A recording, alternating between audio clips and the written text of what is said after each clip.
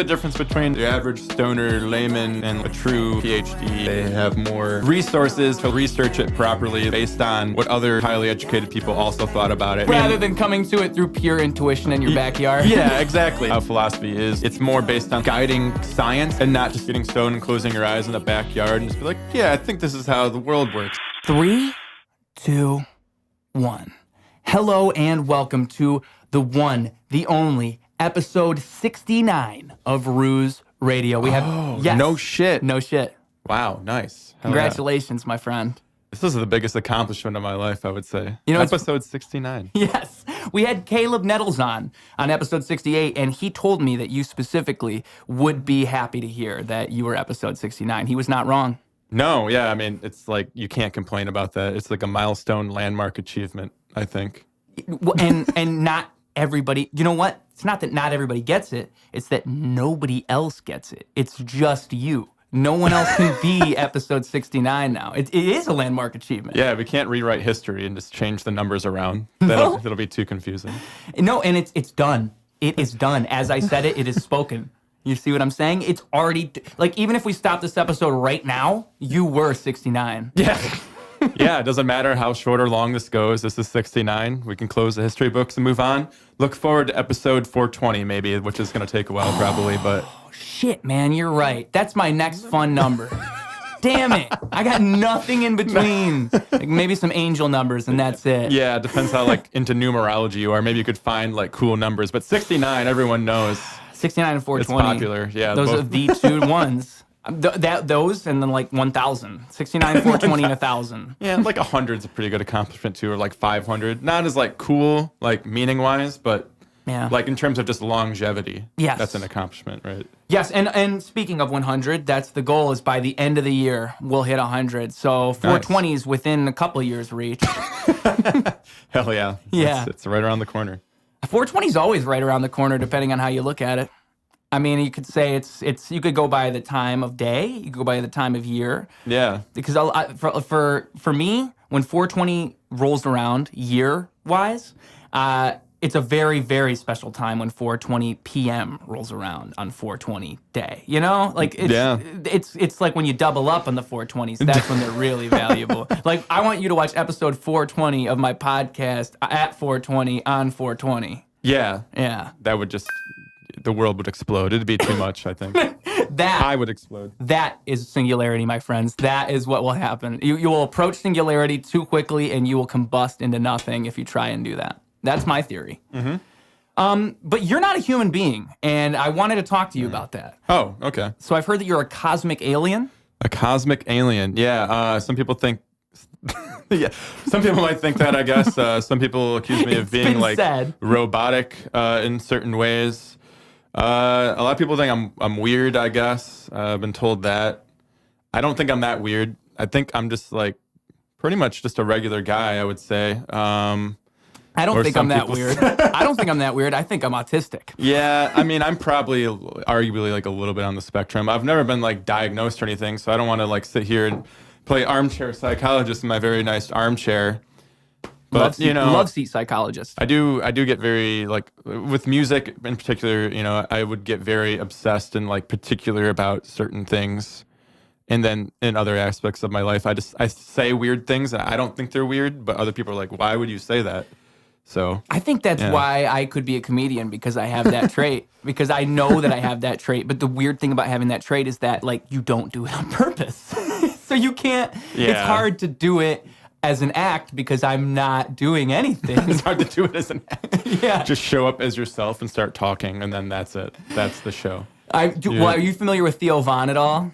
I'm not, sadly. He's one of my favorite comedians, and I swear that's his whole bit. I think that because he was on The Real World years and years ago, but he was just kind of he's a very particular, odd guy. Like, and his comedy plays into that. And so I think everybody wonders how much of it is him playing into the character, and then how much of it is actually who he is. And it's probably just who he is. It's probably not. It's like we were talking about. It's probably just that he's so much that guy that everyone's just thought he's...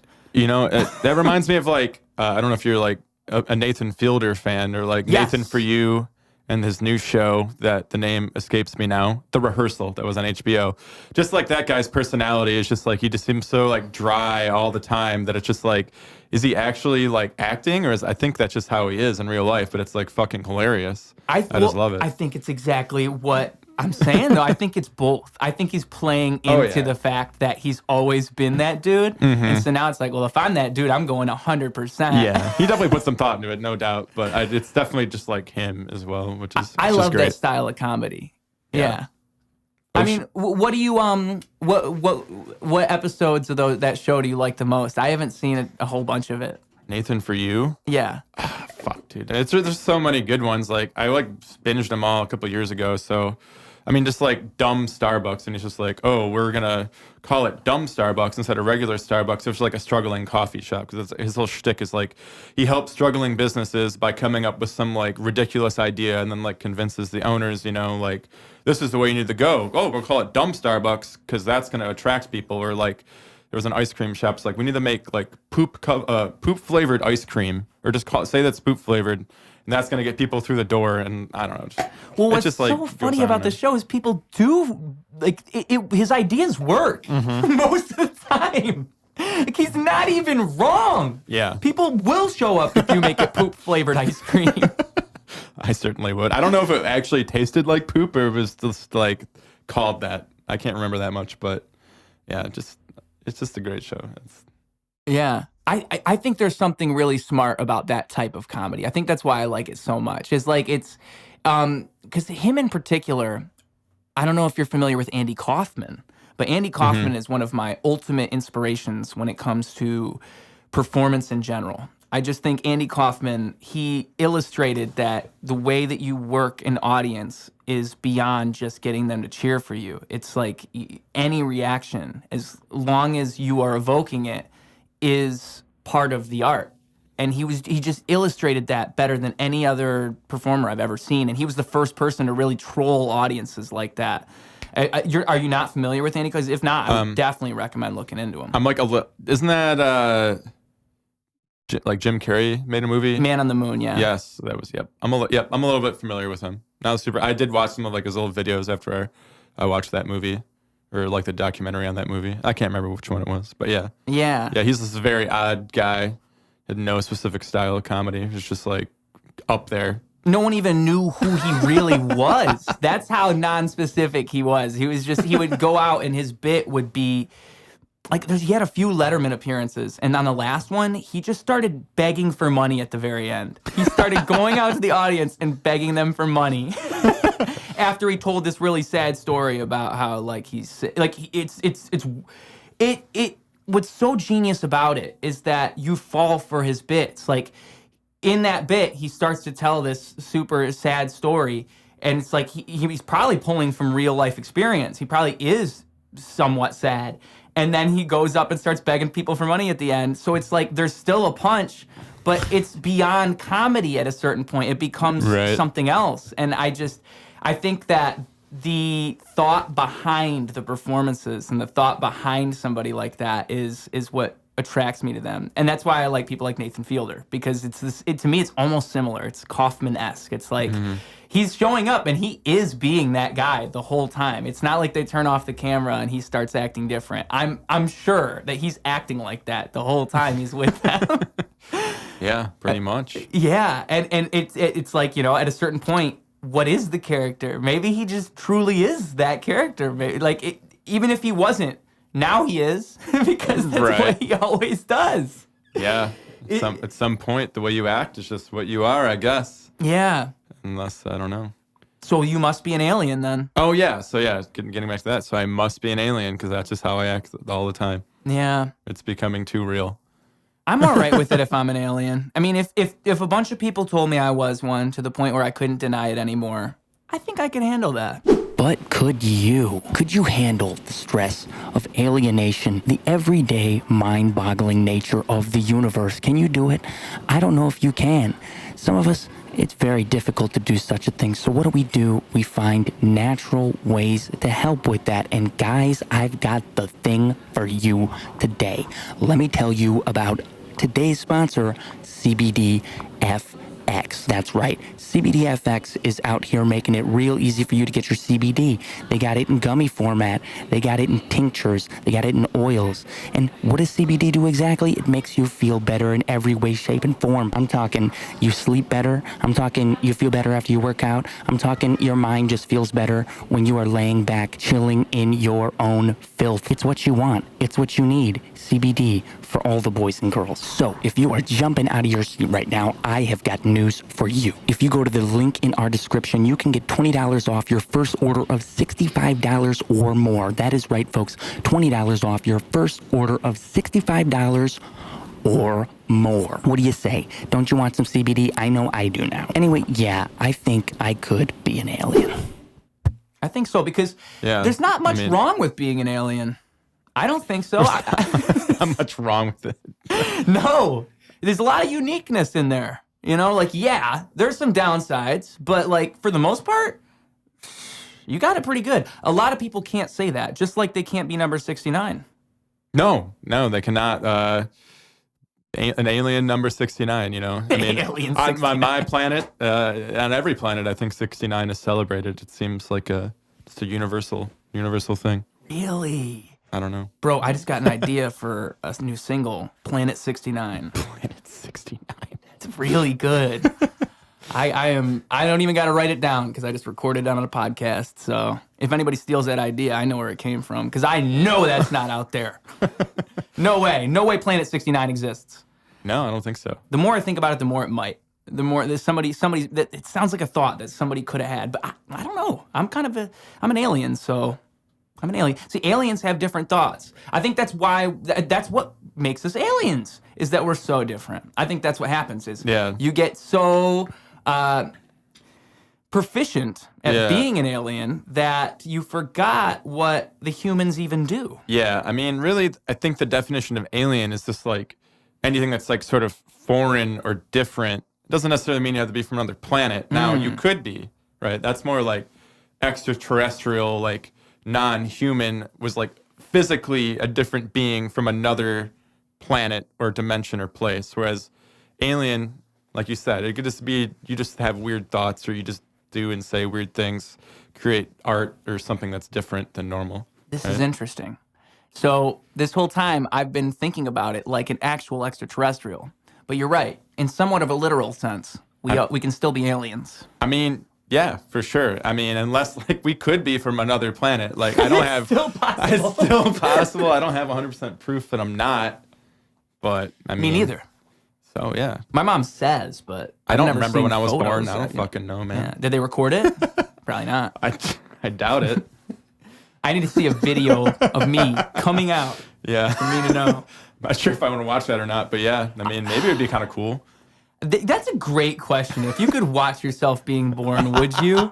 Man, Well, that might be the podcast. Every person I bring in here, I might ask them that. I mean, you'd have to see like your mom's vagina, so it'd be kind of weird. Exactly. That's the existential crisis you have when you face that question. It's like, I mean, beyond that, I guess it could be kind of cool to watch, but then it's like whatever. yeah. I don't know if I ever like specifically sought out like a video to watch a baby be born Me straight out neither. of a like because everyone's like that has a kid. They're like, oh, such a beautiful, interesting experience or whatever, and it's like I don't really want kids, so I'm probably not gonna have that. But so if I want to like see it, I guess I'm gonna have to like do more research, right? Yeah, I Or just think so. look up more videos, which just sounds like kind of fucked up. Like it should like it's like someone's weird kink or something. But it's not. Trust me, not for me. But yeah, you know what turns me on?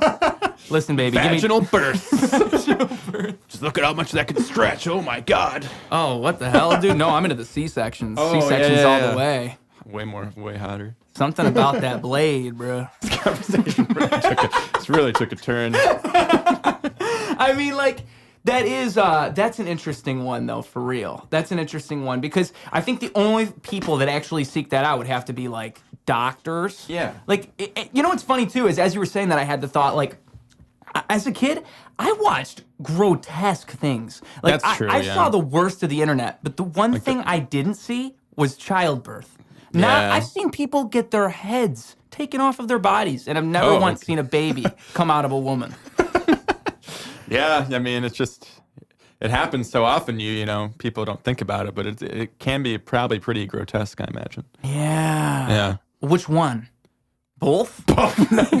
No, just childbirth in general. It's also, gotta be. heads coming off. Yeah, so it's obvious. Obviously, 2 Girls, 1 Cup, Pain Olympics. Those were like the standards of my childhood that I both watched. I don't know if I had a super hardcore, like, needed to watch gore phase. Maybe, me and my friend Dylan, maybe I think, ventured into that, like, slightly for a while when that stuff was cool. But, yeah, gave up on it, I So guess. how long did you last, do you think? How long in the gorecore phase? Yeah, the gorecore phase. Oh, I don't know, man. Just like the internet was just even like just starting to work back then when I was 14 or whatever it was. So like, I don't know. I didn't even really have high speed internet until I was like in my 20s at my house personally, just because I lived in fucking the middle of nowhere and like we had like dial up until I was like fucking 10th grade probably. It's probably a blessing in disguise. Yeah, or 11th grade. Then we got like, I don't know what the fuck it was, like Verizon, like 4G or 3G internet or whatever it was at the time, and it had like data limits. It was horrible.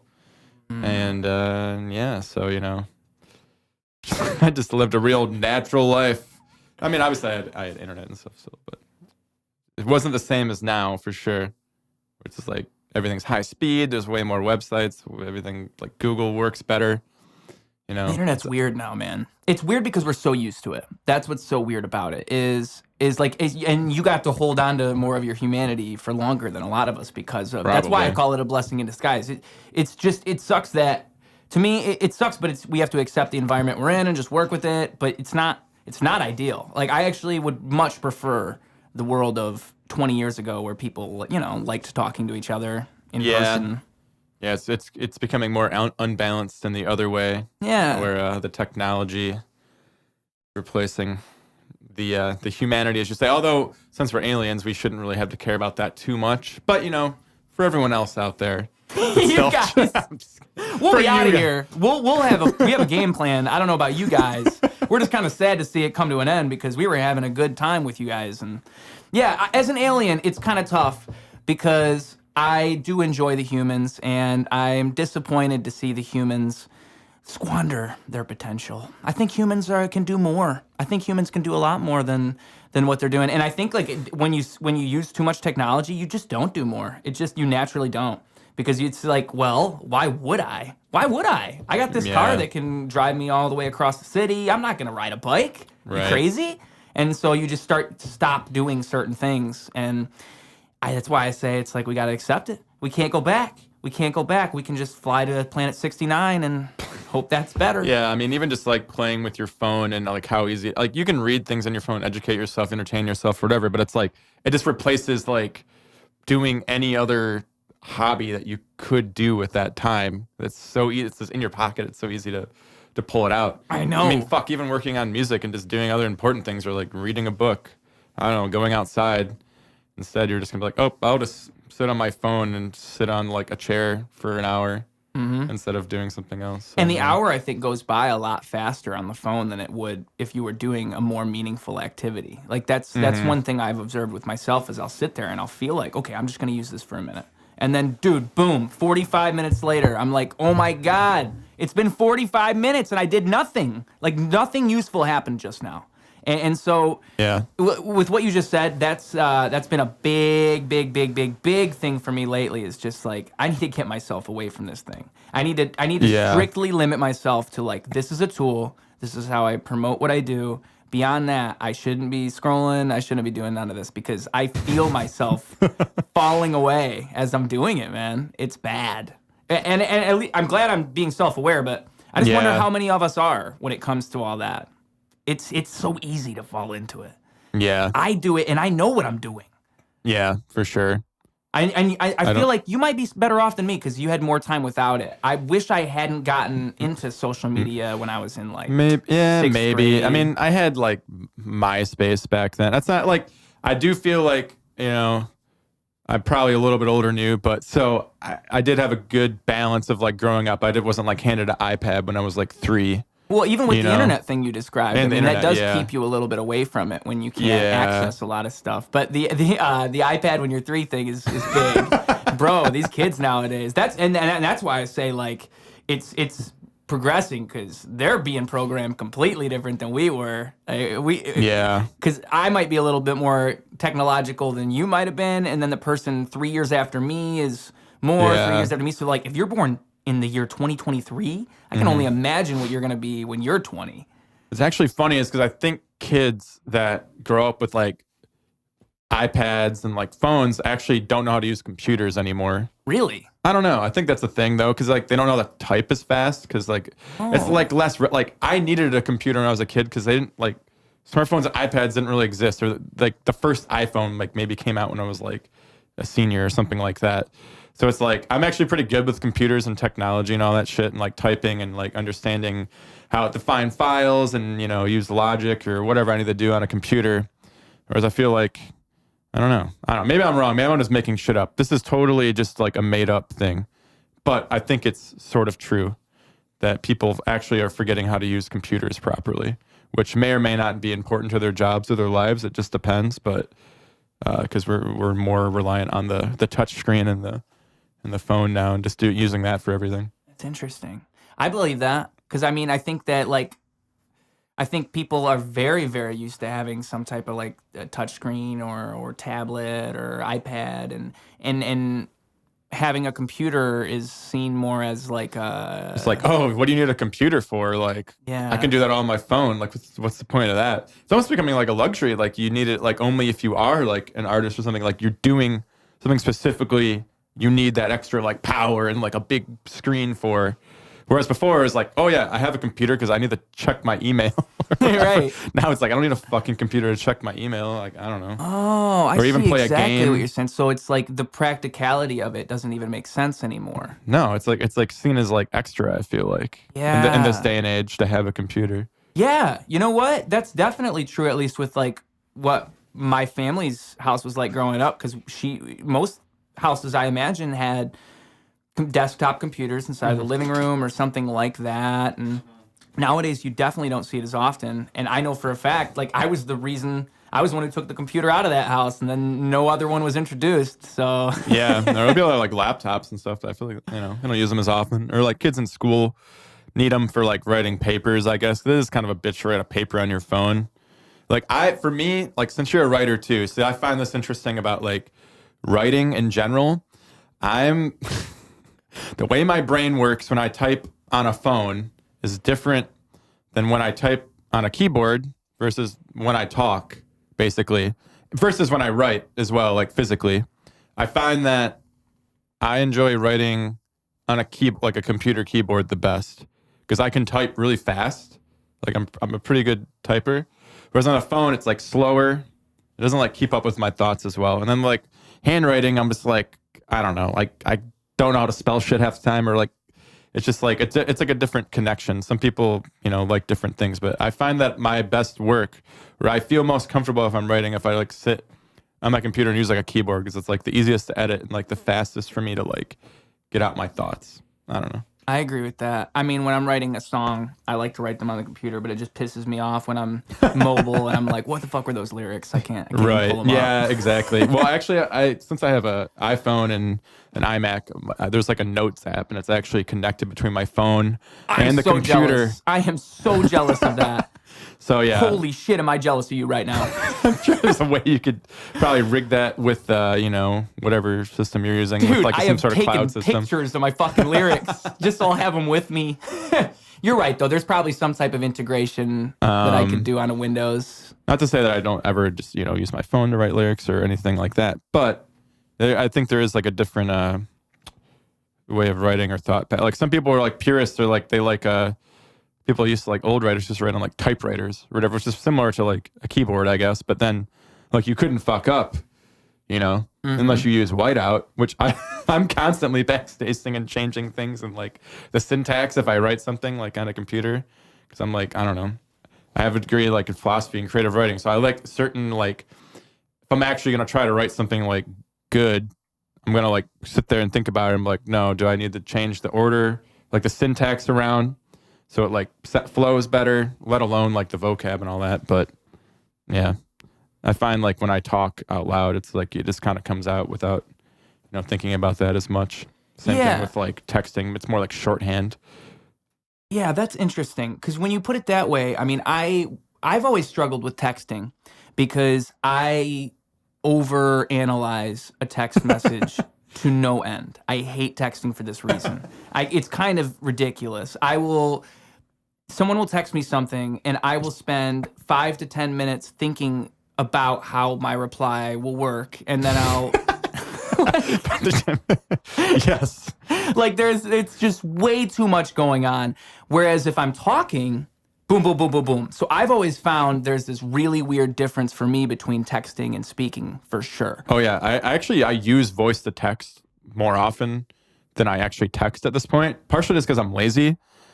Actually, iPhone kind of pisses me off because I feel like it mistranslates me a lot. But I'm willing to take a few mistranslations to edit them, and then like it's fine. Then I don't have to like, I don't know. I'm just becoming lazy. Or I just like hate typing on my phone. It's weird. I don't know. There might be something human about that. Just something about the act of translating your thoughts through this tip tap. Like, it's just something about that pisses you off. Yeah. So you'd rather just say your damn thoughts. Yeah, exactly. Like, to me, that makes perfect sense. Yeah, it's like less of a, what's the word I'm looking for? Like translation process. It's like the same thing with like music. Like for me, I think I've like said this in our minute interview, like whatever years ago. Like I hear music in my head like very loudly and clearly a lot of times. Not even just my own songs, just other people's songs, jumbled garbage, whatever. But when I write, I like to the idea is I like to, if I hear something in my head, I can translate it out into the real world or transfer it out to the real world with like a guitar, a synth, a vocal line, whatever. So for me, it would be nice, like if, I think this was like an episode of Black Mirror, actually, where like they hooked up like Miley Cyrus's like head and she was like in a coma to like this music transferring device that like went directly to a computer, and it like took like what was in her head and like perfectly like turn it into a song. So I think that would be awesome. Like for me, that would be awesome because the whole episode's like about how dystopian and awful that is, and he's watching that like, yo, that's exactly what I need. Yes, exactly. Like, well, because the thing that was like dystopian about it was more like they were using her like basically lifeless body, or well, she was like still alive, but like she could still have thoughts to like profit off of her music or whatever. So yeah, that part was kind of fucked up, I guess. However, I think the idea of the technology in general, if you're a musician that can like sort of really not visualize, but audiolize, if you will, your music in your head, I think that would be great. But I don't know if that's something that can never, I mean, I guess probably it's possible in some way, but I don't know if it could ever like be like literally somehow it can pick up like all 5 or 6 different instruments you're hearing like as a song in your head and transfer it to something that's intelligible. Maybe it's like a melody line if you're like clearly thinking of like one, like a single note at a time. Because I'm pretty sure right now there's like technology where it can transfer like simple thoughts out of your head into like, and translate it basically like a yes or no question or just like a 1-word or 2-word answer or something like that. I just saw earlier today they did that with I didn't read the full paper, so I wish I had because it would have came in handy right now. But I know at least the headline and a little bit of what I had read. It seemed as if they had brought some dreams to, or maybe not dreams, but they had what it was they showed a image or a video of a cat. That's what it was. They showed them a video of a cat, and they recorded their brain during this, and they were able to, using AI, recreate the cat through visual imaging. And so it's not perfect, but you look at them side by side, and it's like, whoa, it is very close. That does look very close to the cat. And if that's where we are right now, what you're describing might not be very far away. I think someone just told me that the other day, and I actually just brought up basically exactly similar to what I said to the other person we were talking about. I can't remember who it was. It was either, I think it might have been my roommate. But yeah, so it's interesting how, brain transfer of thoughts from computer to writing to music to visualization. I mean, maybe too bad Elon Musk isn't here. I'm sure he'd love to tell us about, like Neuralink and how it's all like the same shit or something. I don't really know how that works, but I don't know. It's maybe kind of creepy, but it could be kind of cool. It could be a useful tool as a musician or like an artist if you could extract your thoughts easier. Yeah. But maybe it's just cheating at that point. Maybe It a part of the talent is behind like I have to do this the old-fashioned way. I gotta like be like, oh, is that a C? Yes. Ding, ding, ding. Then like I have to figure out like, well, those notes, little notes are like on an actual fucking instrument. You know? Well, this is why I think it's cheating. But this is why I think it's cheating, and I'm surprised this didn't occur to me sooner because I've always felt this way. So if I had Elon Musk on the podcast, which it's in the works, all right, it's somewhere down the line. I'm sure you get them. Oh, I know I will. We're going to have everybody on this show, okay? I'm talking Yo Mama, Joe Biden, Obama, Poseidon, everybody. We're going to have everybody on this show. And you know why? Because Ruse Radio is only on its way up. You might as well invest in now, folks. A lot of people don't understand investing. They don't even know how the whole thing works, and they need somebody to make it a little bit easy for them. Well, guess what? I've got the thing for you. That's right. This podcast, this episode is sponsored by Robinhood. Robinhood is out here making it real easy for everybody to invest. If you want to go and you want to hop on your phone and just go buy a stock right now and then watch your money double and triple and fudge-duple within minutes, boom. Now, I'm not guaranteeing anything. I'm just saying it's possible. Anything's possible. Anything's possible. And you know what else is possible? You can scroll down. You can scroll down and go to the link in our description and get a free stock. Anybody who has not used Robinhood before, I'm talking anybody who has not used Robinhood before can get a free stock on his house just for being part of the Coop Troop. Yes, it's true, folks. It's true. I'm telling you the truth. Now that you know the amazing opportunities that lie in front of you, let's talk a little bit more about Elon Musk. Yeah, and when I speak with him, one thing I definitely would love to say is like, do you really think that thoughts would be communicated better if we could send them to one another? Like, do you really believe that? Because that's what he says. That's his claim. And that's essentially what we're saying, is that you could send the thought of the music and just make the music that way. But to me, you lose the entire human aspect of the interaction by doing that. Like, the real human thing that's happening there is that I had a thought and I have to translate and communicate my thought to you so that you can understand my thought. That's the human interaction. Yeah, I think thoughts are like, could be too messy to properly just like send to someone unfiltered, you know? Yeah. And what is a thought even? Like, what you're acting like you know what a thought is, but do you really know what people a thought is? I had like a whole like seminar, like because I have a degree, like I think I already said this, a degree of philosophy from in Flint. There was like a seminar class about what is the, God damn it. I forget the exact term for it. It was like a very fancy, the phenomenology of cognition of some, I forget the exact term, but basically like what is a thought? Like, is there anything it is like to have a thought, basically was the idea. So like, meaning, do you feel like thinking, is there anything, basically I think the argument was like the pure cognition behind the thought is like, there's no unique experience behind that. But then I don't know, part of my argument was more like too, like what about like your inner voice or whatever, if you're like a musician that you can like hear music, or if you're like an artist, you can like see the painting before it's done kind of thing, is like, is that considered a thought, or is that just like an attachment to like the cognition within that is something else? Yeah. Yeah. Right. An attachment to the cognition within. Right. I see what you're saying though, because like I'm forgetting his name right now. I think it's I'm not gonna remember it. But he wrote a book. I want to say Robert Altman, but I don't think that's right. I think I'm getting it completely wrong. But some system guy. I mean, whatever. Whoever said the thing.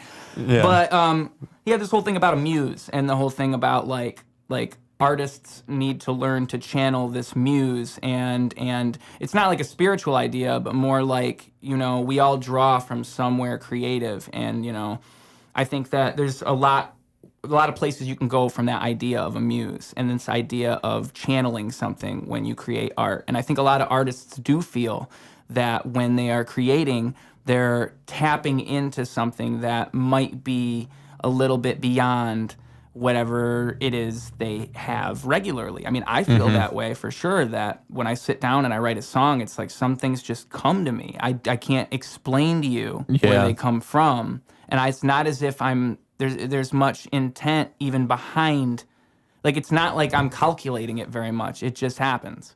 And so to me, when I hear someone say something like that, like the idea that when a thought comes out, it's not any deeper than just the thought. Like, there's nothing original beyond the thought itself. I can't agree with that, because the thought is deeper than the thought itself. It always is. Thoughts inspire more thoughts. Where does the thought come from? I don't know. That inspires another thought. I don't know.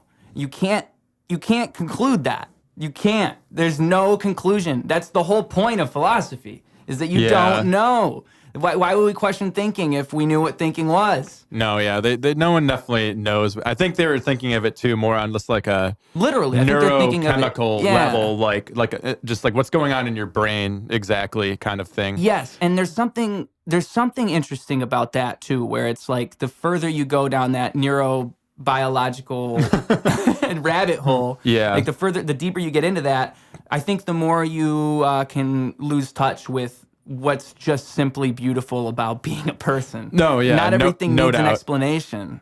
And when you get too deep into the explanations, you forget that, like, you're losing the magic of that. Like, that's why with art and music, that's, again, going back to the Elon Musk thing, I don't think that you could make music that way, the way you're describing, because the beauty of the music is that what you said, where it's like, oh shit, I need to learn how to play this. Right. And then you learn how to play it and you learn how to express it. And maybe through that jam, you're like, oh shit, I just hit that one note on accident. That one note sounded better. And then you start doing different things spontaneously. And all of that is a human thing. You can't do that from just sending a thought. You can't. It's impossible. Upload it to the cloud, baby. No, I'm saying more too, even like, I guess I'm imagining more like the technology maybe like wouldn't be like kind of perfect kind of thing. It'd be more like a time saver. Like, cause I don't know if like my brainwave or whatever I send to some machine is going to like replicate like a distorted guitar sound with a phaser and delay on it. I feel like I would still have to actually like record that for it to sound right. You know what I mean? Maybe. Or yeah. I don't really know. I'm just speculating. Me too. I mean, I could be entirely wrong. It could be. I mean, on Black Mirror, it's just they just turned a few knobs and it just like made everything sound perfect. So if that's like the foundation of what we're working on, then I guess it would be possible. But yeah, if we're gonna assume that everything that happens in Black Mirror is accurate, yeah, for sure. Just like, you know, I saw it on TV. It must be true. Dude, I don't know. I just like. It's like what I was saying before, earlier in the conversation. I just like being a human a little bit. You know, screw being an alien. I want to be a human, man. I want to be a human for a little while. An alien human? Yeah. I want to try it out. I want to be a hybrid. I'm okay with that. Like, I don't want to be an alien human robot. We don't need to go all three. All three. Jesus. The crossover, you know? Yeah. It gets confusing at a certain point. And, you know, nowadays you see a lot of stuff about how people think that we're creating the aliens, because now a lot more people are into artificial intelligence and this idea of like of AI actually being something that's going to matter to society. And then you get into that conversation of like, well, if aliens are this advanced intelligence, perhaps they are just something we created far from the future. It's possible. I mean, they're definitely not humans. So if that's the case, then maybe they're getting closer to us, man. Yeah, I had a phase like where I was like really into aliens for a while. Not to say that I'm not, so like I found it really interesting. Or more like extraterrestrial, like actual like beings that live somewhere in the universe. And like, I don't know, I read there's like a few different like main types of like alien. There's like Greys. There's the Greys. There's like the Nordics, which are like human like or whatever. And then there's like the reptilian or whatever. I don't know. It's just like, it's just I can't fucking know, man. It's just like. It's fun to think about, but it's like I literally have no proof of like any of it. Then you gotta like think too about like what about just like we're thinking of like intelligent life on other planets. Like what about just like animals? You know, like not saying that animals aren't intelligent. A lot of them are like extremely intelligent, but just like not like don't have like rationality. I guess whatever. That's like the classic example of people would say like separates like a dog from like a human or whatever. Like, what about just other planets that just have like animals like that? Like, they could be out there too. Or like dinosaurs, they were pretty fucking weird. There could be a whole planet with creatures like that aren't like rational human type people or things, but they're aliens. Yeah. Right? I don't know. Yeah, and the other part of it that people don't generally think about is I mean, think about how advanced, how far along we've come in the last 100, 200 years. Okay, so what happens when you stumble upon another society that's 3,000 years behind us or 5,000 years behind us? Like, the way that you measure that time, it's impossible to even comprehend what that would be. And also that society would have a completely different basis than us. There's a million factors when it comes to stuff like that. That's a great point. Yeah, what makes us think they would be like humans at all? I mean, they could be like tentacle monsters, like 5 eyes. I mean, yeah, it's really hard to say. Like, what it really might depend on, like, what the atmosphere for that planet is like. Like, maybe you would evolve differently there or something to like be more advantageous to that planet. Or I don't know, maybe it's just like this inherent like beauty in the universe that all like intelligent life has to just develop like in a similar way that would like look like us. I don't know. But it's like, you know, just infinite possible worlds, basically. Like anything you could think of maybe is real. So how do you feel about the theory that there's an infinite number of universes with an infinite number of realities? Like How do I feel? How do you feel about that? Yeah, like because if we're saying that the universe can't expand out that far, I mean, how would that make you feel? That idea that like there's another universe where you're doing the exact same thing you're doing now, except you're wearing a thong, and nothing else. And I was actually thinking about doing that today. So. Well, in some universe, you did do that today. How does that make you feel? It really gets me going. No, I wish I was in that universe. I wish I was, yeah. How does it make you feel? I don't know. Like, I don't know if like I can really think like, that definitely exists for sure. Like, all you can do is say like it could, in my opinion. Like, yeah, I look at it like a thought exercise more than anything else. Because what's the point of that existing? Like, does it matter? It doesn't change anything if it does or doesn't. Does it? I mean, it doesn't change anything here. No. But it just changes something in Thongland. You would think like in Thongland, yeah, Planet Thong. I mean, yeah, with this, if the universe is truly like infinite, and there's like infinite universes or like galaxies or whatever, yeah, I mean, like there could be other people that have like almost the same like DNA or like as us on other planets as like living separate lives. In terms of, if you mean more just like there's like some infinite like split like in the timeline of like every decision or minute that goes by, there's like another like dimension where like the opposite thing happens or something like that. Like, I don't know about that. I feel like that's like in a movie or something that I'm describing, but it's like fun to think about. But like from like a philosophical perspective, like, you know, you can't really be like, oh yes, that is true. You know, I don't know enough about it anyway. So I'm just like a stoner, basically. Yeah. I mean, I don't like smoke that much anymore, but like classically, historically, you know. I fit the archetype of a stoner. Yeah, man, like the dimensions and the universes and stuff, man. Like, it's pretty crazy. Wow, you got the stoner voice down, dude. That was it, 100%. Like, I never really tried to do it, dude, but I think I got it down pretty good too, man. Hell yeah, man. Yo, you ever just go outside and look at the stars, man? Yeah, dude, there's like an infinite million universes out there, man. Like one with, I'm wearing a thong in one of those, man. Bro, no way. Hit this shit. Yeah, like the hologram theory, like that's another one that's like really popular. Like, you know, when you're drunk at a party, you're like, yeah, man, it's a hologram. It's like, what does that even mean?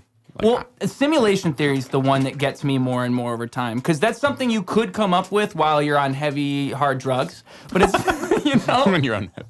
Like, it's definitely possible to get too deep somewhere and then come out with that one. But it's also possible to be a very highly intelligent, skilled, proficient academic, professor, whoever you are, someone with credentials. Mm-hmm. And be out there, and you're claiming, yes, it's entirely possible we're in a simulation. Like, there's lots of people. You mean like kind of like Matrix like theory? Yeah, I mean, for sure. That's like actually, yeah, it is like a kind of like an actual thought experiment within It's philosophy similar that to like hologram. academics like take seriously. I think the difference between just like the average like stoner layman drunk guy like talking about this shit and like a true like PhD or whatever is just like they have more resources or whatever to like research it properly, like based on what other like highly educated people also thought about it and are like more formal in their presentation of it, like through a paper or something. Or, like, I don't know. Rather than coming to it through pure intuition in your backyard. Yeah, exactly. I think that is like more like, yeah, how philosophy is supposed to be now anyways, is like it's more based on like guiding science in a way. Yeah. And not just like getting stoned and closing your eyes in the backyard and just be like, yeah, I think this is how the world works now. And it's like, well, did you actually go out there and like test that out and see for sure? You just like, I mean, intuition is a big part of like thinking, I think, and like trying to like guide your thoughts in the right way along with like logic. But obviously there's more to it than that in terms of like the scientific perspective of what we can understand through all that kind of stuff. Yeah, I think the best life lived is a life where your intuition is in harmony with the universe. Like, yeah. You need to learn to align those. Yeah, I mean, definitely like from just an everyday perspective of like how to live like a good life or just like how to feel like happy or whatever. That's like, I think maybe like more subjective. I mean, I'm sure you could find like science-based answers for those questions as well, which you could like sort of critique or like boost with like philosophy. But yeah, like overall, like if your intuition just says no and you just like keep doing the opposite of that, then like, yeah, you probably feel like shit all the time. Yeah, your life's just gonna suck. Your life is gonna suck. There's just no upside. Yeah. If your intuition's bad, like if your intuition goes against the nature of the very universe that it's within, then yeah, your life's gonna suck. You know, I never really put it that way though. That's I think I'm gonna, from this point on, I think I'm gonna try to live that way, Jemmi Hazeman. I think I'm gonna let my I'm gonna try to guide my intuition in the right way. Yeah, John Lennon has a song. It's called Intuition. I don't know if it's like not as like his best song, but it's made me think of that. But yeah, or like too. It's like actually, I'm sure you've heard of like the personality test, like the Briggs-Meyer thing or whatever. Mm-mm. Oh, you haven't? It sounds very familiar. Is it the one with the 4 letters? It's like the 4 letters. Okay. Yeah, like one of them is like intuitive or intuition, which is it's like the second letter. I think like I am an INTJ from the last test I've taken. So like N is the one that stands for intuition. I believe the opposite is S. So I think that's for more like sensory. So I think it's like actually could be 2 different types of people. Like more people are more intuitive, meaning like they're coming up like with their decisions or thoughts in life like internally, whereas other people were more like sensory, meaning like they're looking more to the outside world to like form their thoughts or something like that. Okay. Which would make more sense as like a scientist almost, where like you're observing the thing and then you're coming up with a thought, whereas like maybe the classic philosopher is more like, no, I'm thinking the things and I'm going to apply it to the world almost like that. I might be describing this wrong, but that's how I think of it.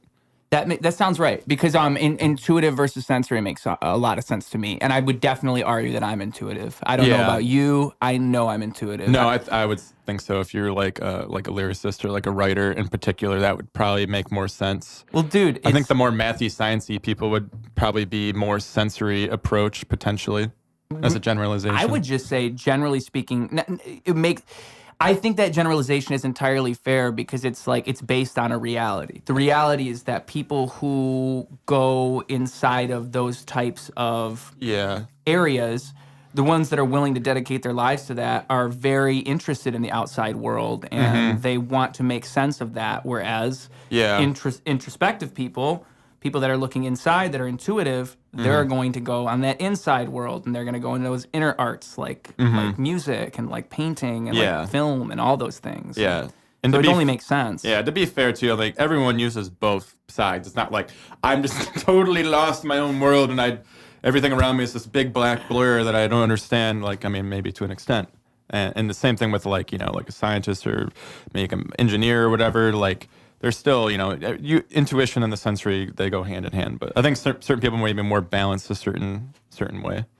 I've heard some interesting stories about scientists being too intuitive and getting too into their own theories and Right. going too far down that, trying to prove it when Exactly. it was already wrong like 10 years ago. There you go. Yeah, someone that's not really, they're just kind of following their own thoughts or like their belief in how things should work and trying to fit that square peg into the round hole of reality instead of just kind of following where the data or experiment would like take them and like coming to a conclusion that makes more sense, potentially. Their intuition it's always changing. wasn't in harmony with the universe. No, and that's why they probably hate their lives. Wow. And they have that exploded hair and like a messy lab coat, you know. I am going to prove my theory correct. I know it. Man, I shout out our homie Albert Einstein. I'm also going to get him on the podcast. Yeah, by the time AI's got it all worked out, I'll have him and 5 other dead presidents on here. So. Oh yeah, bring them back. Bring them all on. Oh yeah, dude. Fuck yeah. I mean, with the whole intuition thing, it's funny that we even had that conversation because I recently wrote a song called Practically, and the whole second verse is me explaining why you should entirely, like, I literally say, everything is intuition, easy. That's one of the lines in the song. Everything is intuition, easy. And let me see if I can just remember the verse. Let me see if I can remember how it goes, because so catch me taking notes as I carve a frame of reference. Shot at Kubrick, PTA, Coppola, Lynch, the Mac is the dopest. To give them presents, the real, keep it alive. The longer you away to press it or fail, away your vibe. Passion takes a bribe like the masters take it slow. So I laugh when patience dies. I ain't had it wait before. What come after ain't advised. It's insinuated though. In the palette it's implied when the splash or paint compose. No rhyme, never know. I don't repeat, don't lie. Everything is intuition easy. Brief intermissions, the mission is in the scene. Read the message in the method, the vision is how you see. See? Super simple. The inherent is iconic. Something in your spirit, imperative in your pocket. Life will break it down, but the better build it up. Dig deeper than the sound. Stay physical, miss the touch. Nice. Thank you. Oh yeah. Thought being, though, behind that whole verse, that whole thing is basically saying, like, if you look at the people who do it the best, they do let their intuition guide them. Yeah. And so this conversation is getting me to this point where it's like, oh, it's not just that, though. It's the intuition, but then it's like seeing everything around you and curving that intuition to do to know what is correct, if that makes any sense. Like, you learn from listening and you learn from seeing the way the world works. I mean, yeah, you can't just rely totally on intuition to like figure everything out, because you could be wrong. That's just like almost saying like, I'm always right, I just know. But, you know, you gotta, you know. I wish. I wish it could be like that. I just know, man. Come on. I think, I just think the reason I like that verse and the reason I'm so passionate about it is I think people don't trust their intuition enough a lot of the time, though. I think that, like, even though you can go way too deep down that and you can be way too intuitive, most people aren't. They're the opposite problem. They're just not at all intuitive, and they rely too much on pointers and, like, what should I do and what are people going to want me to do. And I hate seeing that, man. I hate it because it's like, no, it's you. You're the cool one. You're living your life, dude. Do something. Be intuitive. What do you want to do? Yeah, exactly. And if they can't answer that question, I feel bad for them. I'm like, how do you not know? You never think, like, what do I want? And then you never, like, come to get an answer? You just want to do what other people want to do? I was talking to somebody once and they were like, they told me they never like being alone. I'm like, never? Not once? All right, how? So when I'm alone, I am at my most peaceful. Like, I love being with people and I have a great time, but I love being alone too. That's when I'm most intuitive, I believe. I'm most in my own nature. Right. No, yeah, I mean, when you're around someone else, they're going to influence like your thoughts to some degree. Yeah, they seek inside my brain like a fucking, fucking thought spy. It's gonna influence you a little bit. So yeah, when you're just totally alone and you just the way the sound effect you made, imagine them like casting a fucking beam on me. Like, yeah, pretty much. So yeah, I mean, I'm more of an introverted person, I would say. So being alone, like most of my music, I have made pretty much alone. Me too. Because I'm like more or less a solo artist. I play like multiple instruments. I've like recorded all myself, write it all myself. So like, I don't know. It just makes it easier for me because then I don't have to not that I don't mind like collaborating or anything like that. Don't get me wrong. But if I have like it's like a one-track mind or like vision for like a song. Use the intuition to kind of just like hear the melody, like what I want to do with it, and just like let it out. Even without the instant melody transferring machine, you still gotta. So when I was talking to Caleb Nettles, this was actually right after we concluded the podcast, and we were just chatting about it afterwards. And I didn't realize that the way that, because I had asked him off camera, and I kind of wanted to dig into it more with when I had you here. So like the whole creative process, you are the main writer, and you would basically, or at least this was how it was for a while. Mm-hmm. You would write the songs entirely, and you would basically just show them what the song was. And then I think over time it became something where it's not, now there's a little bit more, a little bit less Jemmi Hazeman putting his thoughts out of his head from a machine onto a, so a little bit more like other people are. Yeah, for sure. So basically, like, I started the band in probably like 2017. At that point, I was like, I used to be in a band called Shady Groves, which they're still technically kind of a band. It's my friend Adam Fitzgerald and Dylan Carone. They're both like from Lapeer. They're like around my age. Like we grew up together, kind of made music together and stuff. We had a pretty cool project. Like we made an album together. We played shows in Detroit, whatever. We had some decent following. Didn't really work out for me being in that band anymore. So that's when I really went full force with like, I'm just going to be Jemmi Hazeman now. Like that's my solo artist name. I'm going to make an album with this name. Because it sounds like selfish, but at the time, especially after that experience, I didn't really want to like rely on a band or like other people to like make albums or like a music. Because it's like, I can, like, I already was like recording everything myself, like drums, guitars, synth, vocals, production, like whatever it needed. Like I was doing it all myself. So it's like, I can just make music like myself and I can like make an album and then hopefully I'll get people to like join the band eventually or whatever. So that's pretty much what I did. I just started working on like my first album, which is now almost 5 years old, which is absurd. Cosmic Maze, which I'm still really proud of the album. I still think it sounds like good to this day. I'm not like, oh, it's shit, whatever. Like, I don't know, maybe I'll get to that point eventually. But was that Paulie Everett that did the cover art? Yes, Paulie Everett did the cover art on that, who's an awesome artist and lives like really close to here. So yeah, I got that. So Caleb was like the first person I got on board because I was trying to start doing like kind of like solo shows, which was just going to be like me with like backing tracks of like the songs I was writing at the time. So I got Caleb on board, and then shortly after I got Jamie Doolin, who's still our bassist, who was also like in Shady Groves at the time, and also another guy from Lapeer. Basically everyone in my band's like from like Lapeer area. So he was on board. So it was me, Jamie, and Caleb. And then it was, who was the fourth? Colt, our keyboard player, synth player.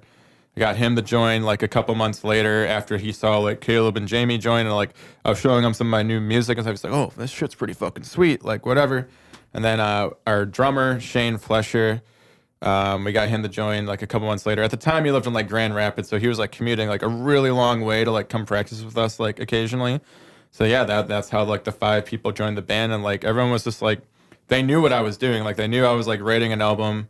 Was it like 9-10 songs long, whatever. Like these are going to be the songs for like the band, and like everyone was cool with that because like they liked my music. And like at the time, really only I would say, I guess Caleb was starting to dabble more into like writing, but his style was like way different than mine. It didn't really make sense to like make it all in one band at the time. Like Jamie was writing a little bit too, but it's like I already had like my vision of my album and everything, and just like we just ran with it. And then pretty much did the same thing for like my second album, Phaze, where like I just had my vision and like songs, and then like the band learned them. So it did evolve to the point where like people are definitely not playing everything exactly the same as you would hear like on the recorded album. Like everyone has like freedom to like change a few things, and we change things up to like make it more jammy and cool live, because it's like I'm not famous, I'm not a millionaire or anything. I'm not like offering these guys like top level pay to be like, you must play exactly what I wrote precisely,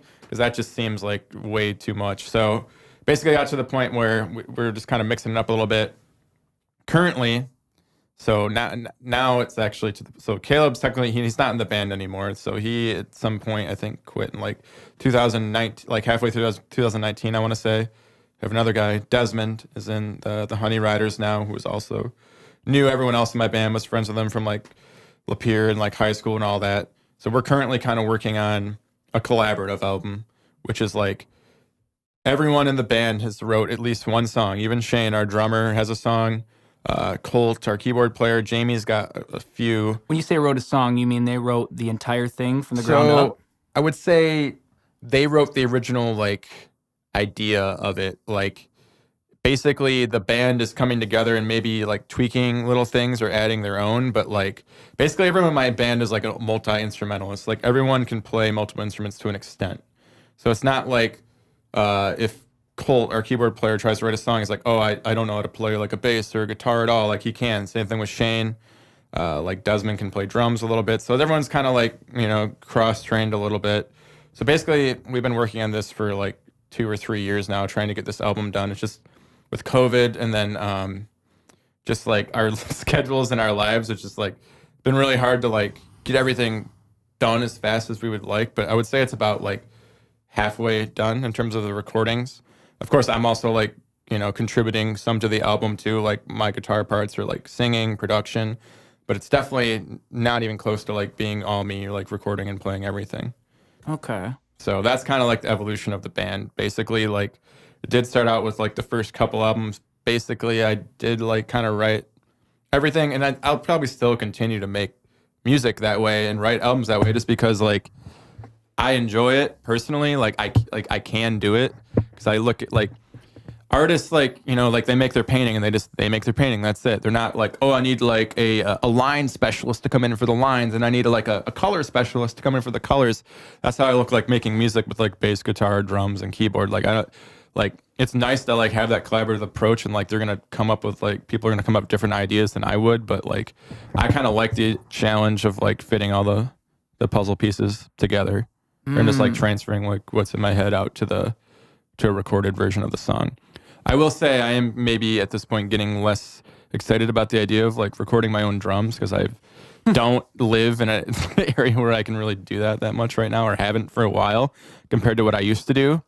So I may or may not export some of that work to Shane on my own like personal albums or recordings. Even though I do really like playing drums. I was a drummer in a lot of different bands for a lot of different years, but then I kind of like moved away from that just because I was more of a songwriter, and it just made sense for me to like play guitar in the band instead of like being the drumming singer that like teaches the guitar player like my songs. It was just too much of a pain in the ass, in my opinion. Like I've seen other drumming singers that are sweet. There's actually a girl in Detroit, Summer Like the Season, that she does that, and like their band's really cool, kind of like a psychedelic indie thing. But yeah, I gave up on trying to do that. A lot of rhythm involved in that. Yeah, I usually like, that's the thing too. And I was like a singing drummer in Shady Groves, the band I was in prior to like the Jemmi Hazeman project, Jemmi Hazeman and the Honey Riders band. And I got pretty good at it, but I found myself like simplifying my drums too, just so I could like focus on the singing, which I thought was like kind of like annoying. Yeah. Kind of like, defeats the purpose. Yeah, it's like I could play a slightly cooler beat if I wasn't singing. I mean, maybe it's just on me for not practicing it at heart, but I don't know. I look at music like holistically. It's like I'm like pretty decent at drums and guitar. I'm not like virtuoso level at all, like how Caleb is on guitar. Like he's probably might be the best guitarist I've ever seen, like in real life, like physically play the guitar. I'm more just like, I can play drums, I can play guitar, I can play bass, I can dabble on keys, like I can produce, sing, whatever. I can picture, like put all the puzzle pieces together, like I said, not like I'm going to focus solely on becoming the best singing drummer and like put all this time into it, because that's like, I feel like that would just like be really frustrating to me. Like almost wouldn't even be fun. You get so deep into that, dude. Like you'd be trying to sleep at night, and you're thinking, man, if I just hit the kick if I sang like this, and then I kick, but I don't kick as hard, and I'm not thinking about the kick as much. Yeah. You get so lost in the intricacies. I mean, even to this day, just like when I play guitar live with the band, like I try not to play anything that hard on guitar while I'm singing. It's just too much for me. I don't know. I mean, maybe I'm just admitting I suck, but like I just like playing like rhythms or like more straight like leads that like make sense with my vocal line. If I have to like do a different rhythm while I'm singing versus when I'm playing guitar, it's like, I can get some things down with practice, but it's like I'm not gonna strain myself. I'll just have like Desmond play the other hard guitar part, and then I'll play the easier one. That's what I was going to say. Isn't that the whole kind of partially the idea with rhythm and lead guitar? Yes, exactly. I mean, some rhythms can be hard too, but then it's like, whatever. That's why there's differences between recorded versions and live versions too. Sometimes, like every single layer I would put on a recorded version of a song is not necessarily going to be there live, because I don't have a symphony orchestra of like 7 synth players and 5 guitarists. You know what I mean? Because like if I'm gonna record something, like I'll go all out. If I think it would sound sweet to add a few layers that probably physically can't be there live because we don't play backing tracks, because it's just, I don't know, it's too much of a pain in the ass. I don't really love the idea of that. Then yeah, I'll do it. But live, or if there's like a guitar part live that's like just a small little thing that like is really, really hard for me to do live because I have to like sing at the same time or something, maybe I wouldn't do it live. Like there's actually in Cosmic Maze, I think like one of my older songs that we play all the time, there's like some weird little like fill thing like during the verse that I do like some sort of half-assed version of it live.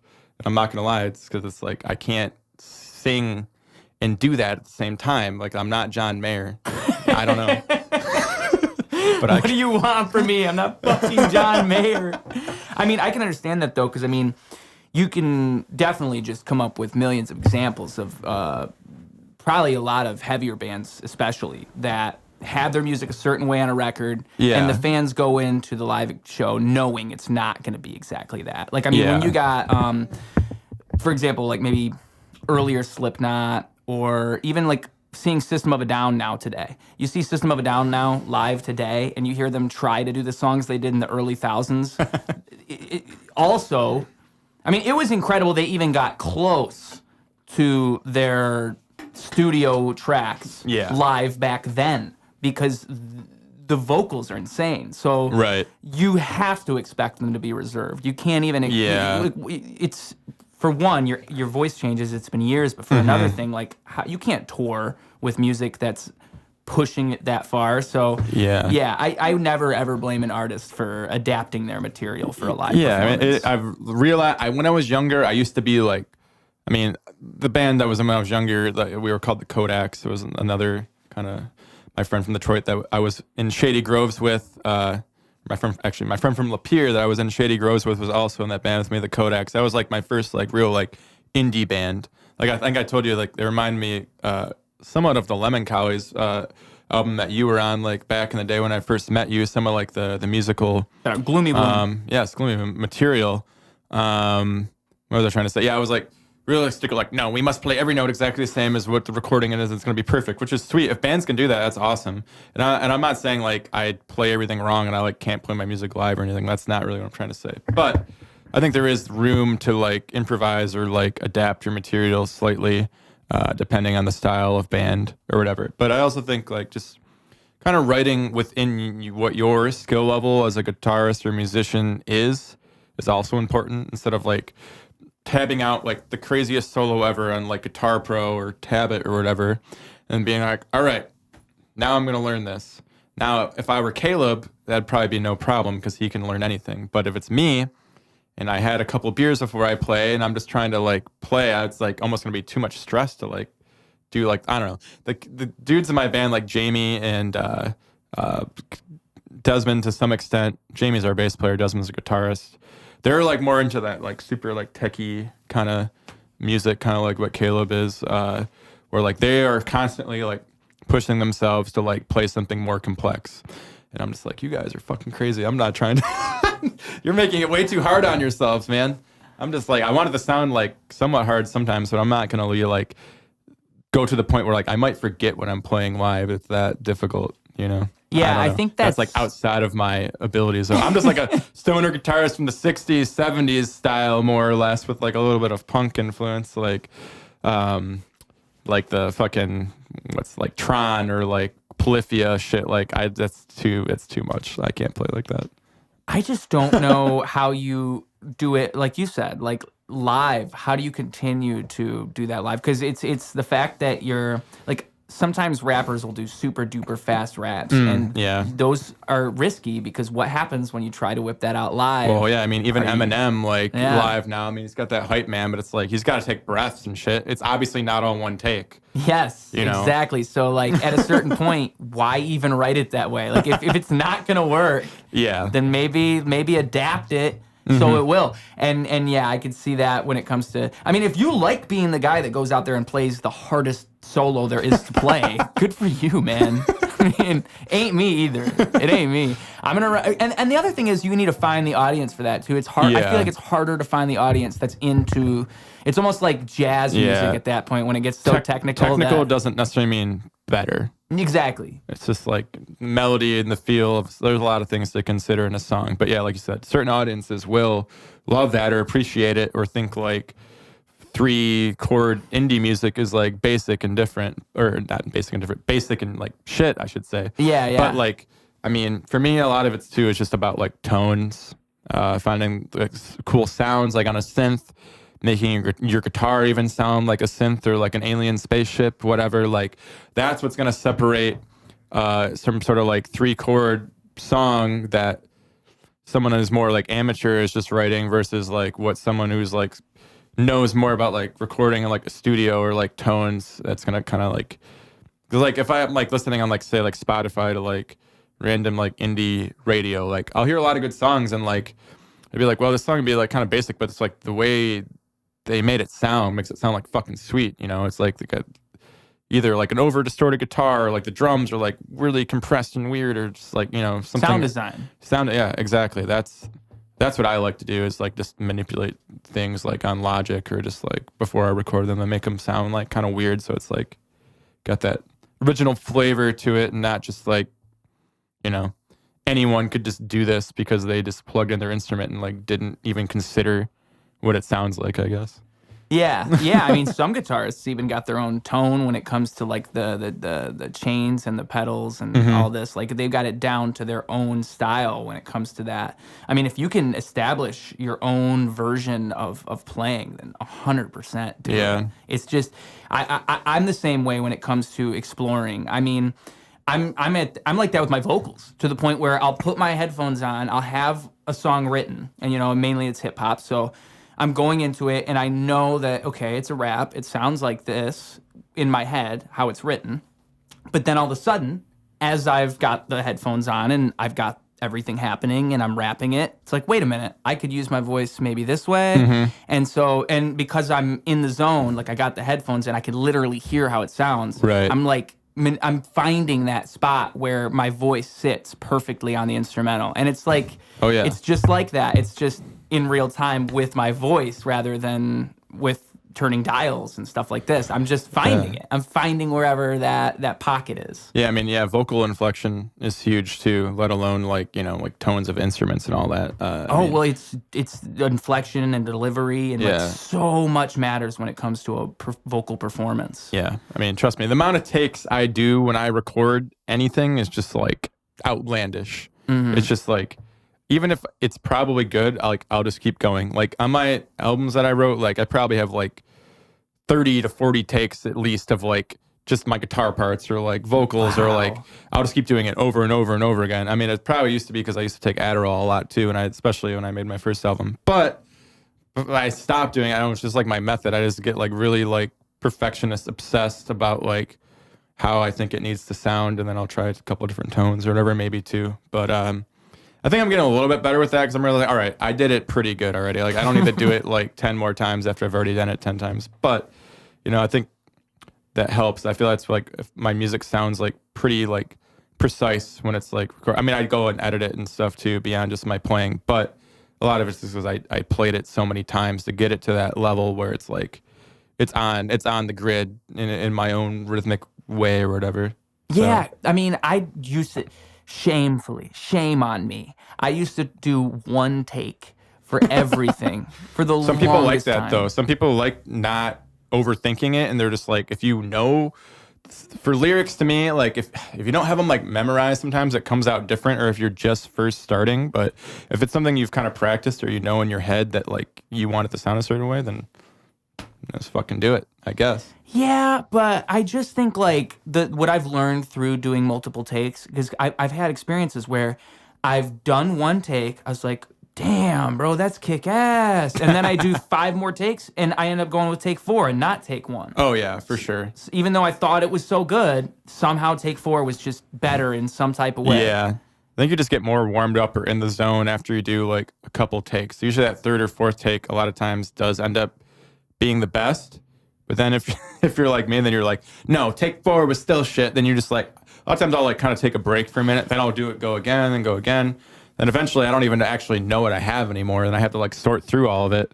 That's the worst part. But I have like on Logic, it's called like take folders or comp folders. So like it's all like organized into this big folder and I can like drag and drop whatever takes or splice in parts or takes that I want to like get the ideal sound, like delivery, inflections, pitch, all that kind of stuff. So yeah, it's tedious, but like, I don't know. Like I said, I like to think of music holistically. So I feel like production is one of the biggest parts, especially as like an indie band or artist with that kind of style to like get those tones right, get the delivery right. And the production behind it. Lot. Yeah, I think it matters more than...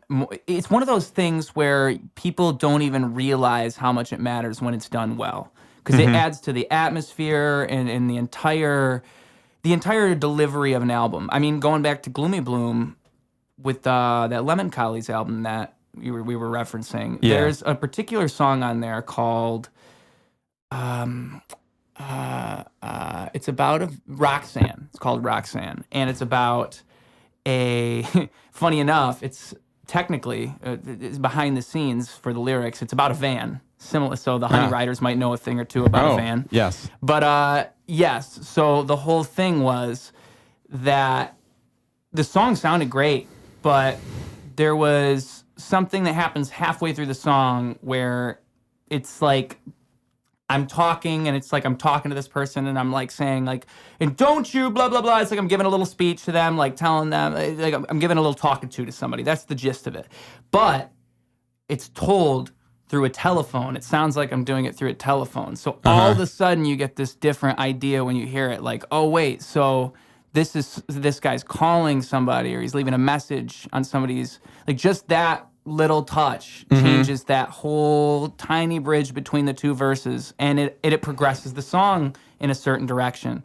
And also at the beginning of the album, I remember what we decided to do was we wanted it to feel like it was like I think what it was that it was like a tape, like you're putting in a tape and you're listening to a cassette. So it starts like a cassette. It sounds a little bit shitty at first, and then it opens up. And you can literally hear the cassette being put in, and it's like a VHS tape. That's what it was, not a cassette, but a VHS tape.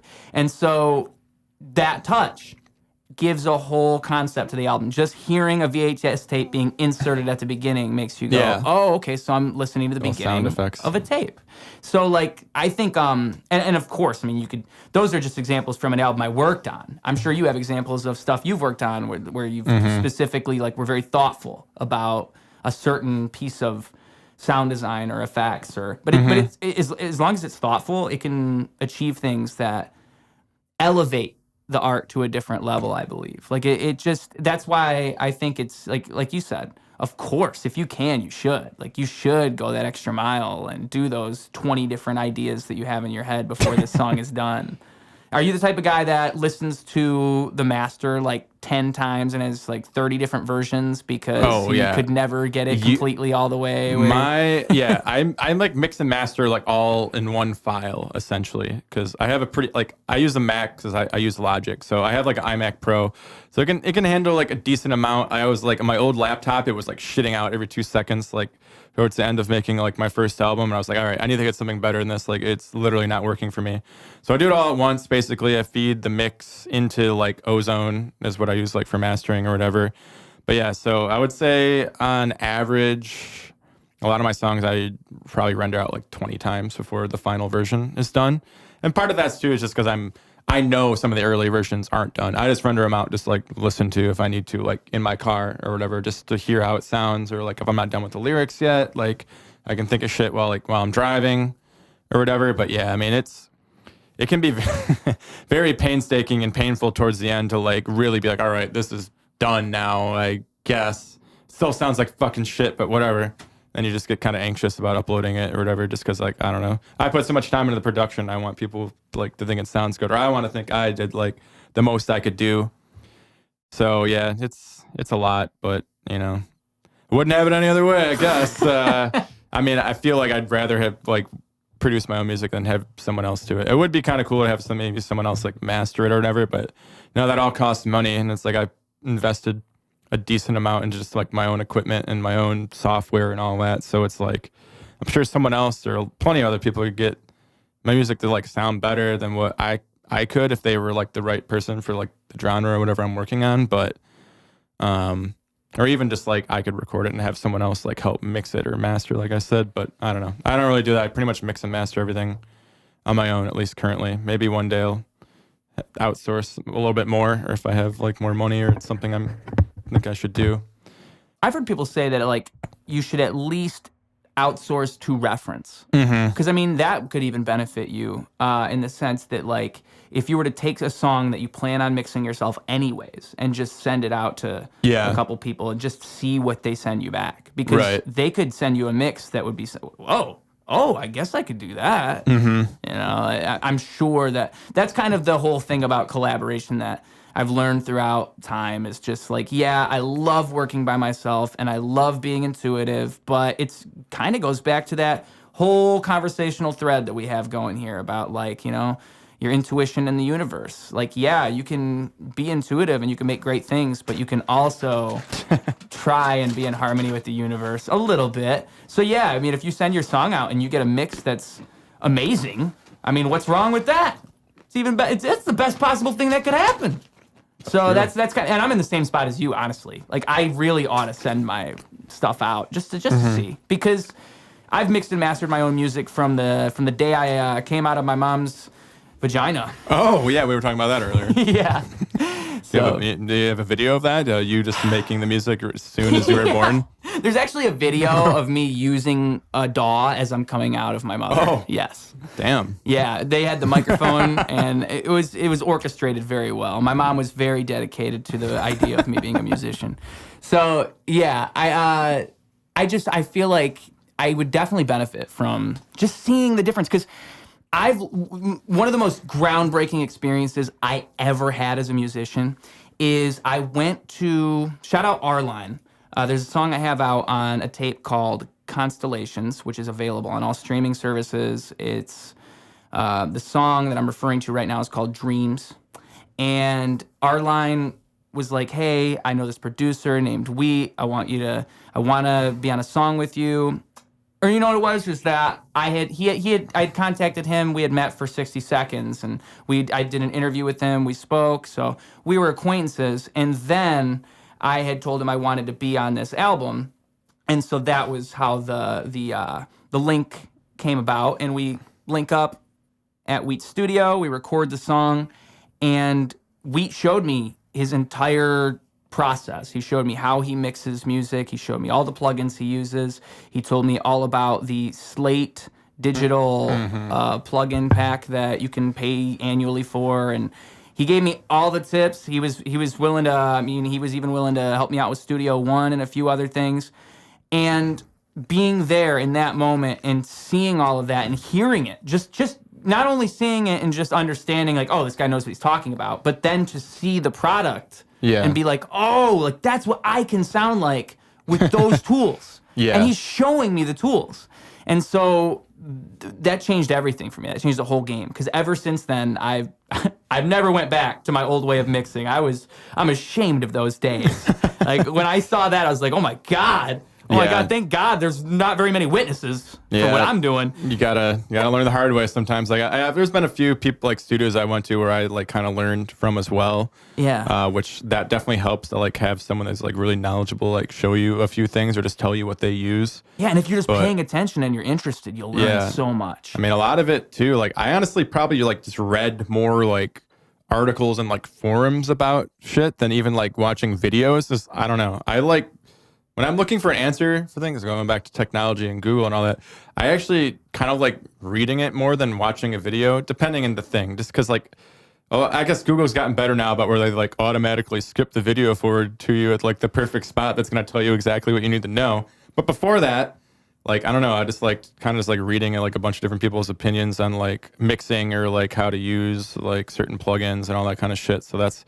like how to use a compressor or like how to use an EQ. I used to have like a page bookmarked of like what every frequency did and like for different instruments, like what would accent it the best and all that kind of shit, or like what kind of compression you might want to use on like a clean guitar versus a distorted versus like drums or like parallel compression and like all these different like mixing techniques and stuff. So a lot of it was just like over the years like experimenting with a bunch of things. And now, not that I don't experiment with things still now, but I feel like I did so much when I was younger, whether it turned out good or bad, that like I actually have like more tools in the toolbox, I guess, so to speak, to think of like, okay, this instrument needs this specific EQ or like compressor on it to like give it a different sound from the rest of the mix or whatever. So yeah, and that time. Fundamental knowledge takes you very far. I think a lot of people nowadays, it's hard to get the right building blocks because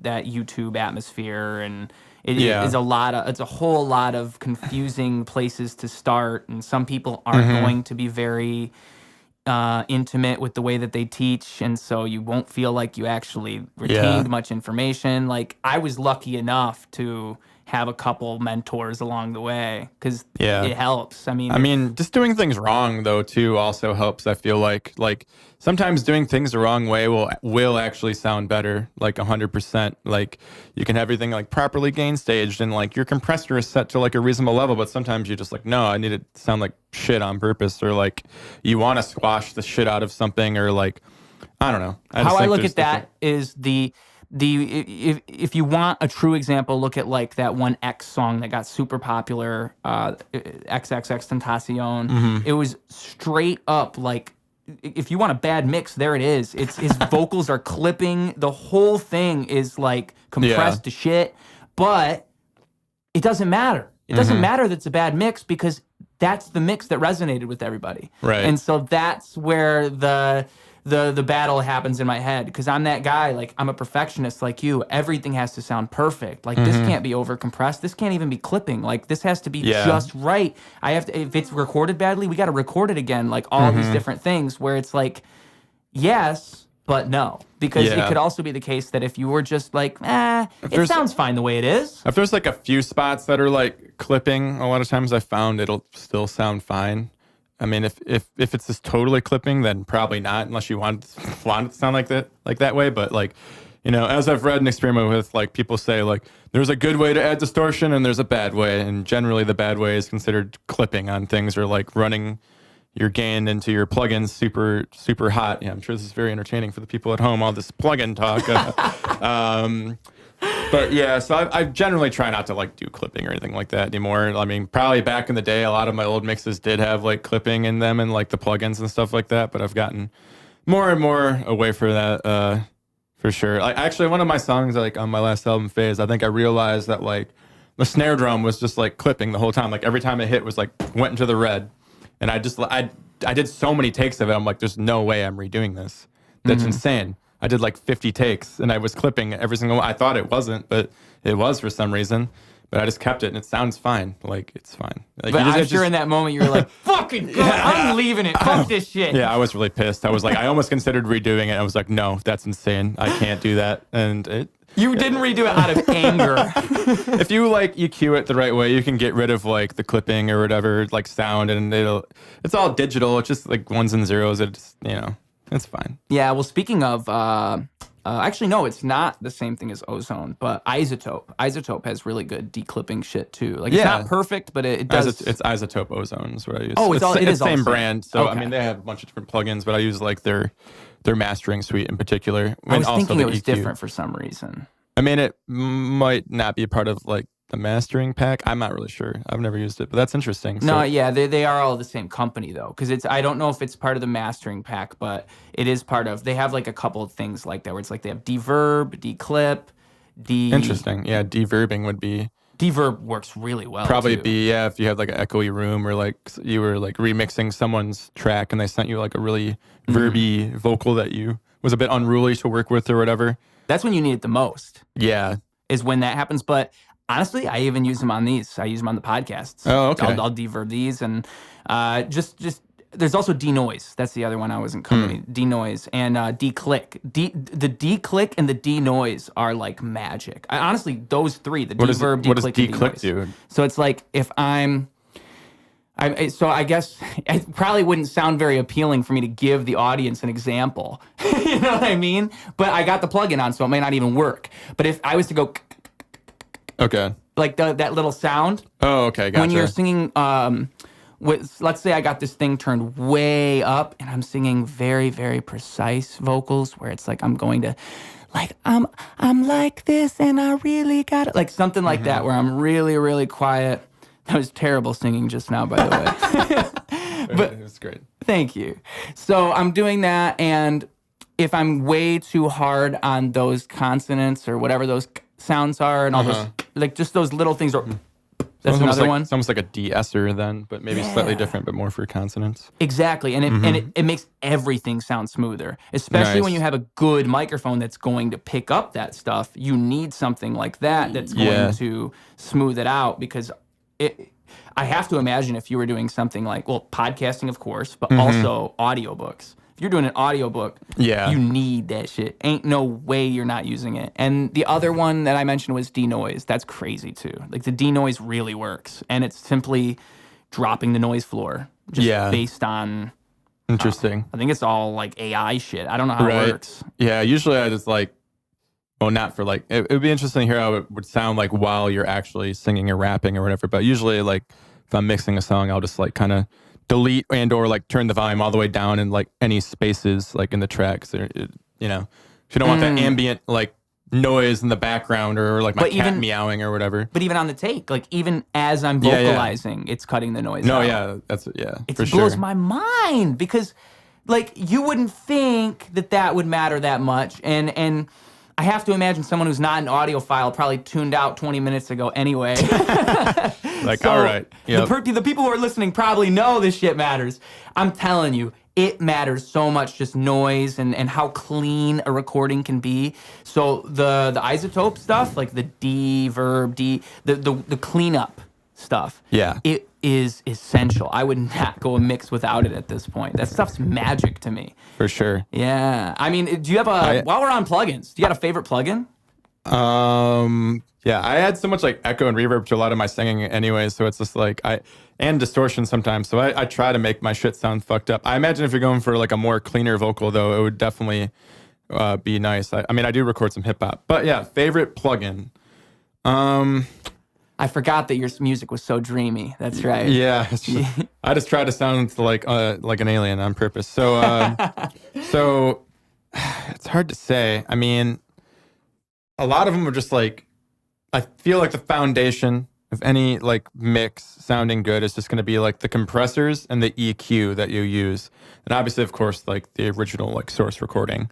But beyond that, so like I have a lot of soft tube plugins. It's a brand. It's like this people from, I think, Sweden that make them. They have like a lot of emulations of like real life like hardware compressors or EQs or whatever, what have you, that sound really good. I don't know. I just got into them years ago and I've just like kind of stuck with it. I know a lot of other companies, like including like Waves or like Slate and some other ones, like do emulations as well. But I really like the soft tube ones. I like the Tube Tech compressor and the FET compressor. In particular, I use those almost on like every single mix I've made for like the past 5-6 years or more. Why? The tone? Just the tone, yeah. And I just feel like they just sound really good. And they're like like I said, they're modeled after like compressors that are like extremely expensive. Like the Tube Tech, like I'm pretty sure like Kanye has one. Like they're pretty well known like pieces of gear, and they're very expensive. I found this new one I think it's called Stardust, and it's like a model of a Roland tape echo, and it sounds fucking sweet. I don't know why I didn't have something better years ago. I used to use like Logic, like stock, like Echo plugin, or maybe a couple other ones to do like reverb or delay like on my vocals in particular, but this one sounds sweet because there's like a lot of shit you can do with it, and it's like I said, like kind of based off that analog Roland Space Echo, which is like an actual like machine. I don't know if you've seen them before. There's actual like tape that you have to put in these to like produce like the reverb or delay that comes out of them, and they can come up with some very wacky, interesting tones if you like crank up like the intensity dial or whatever.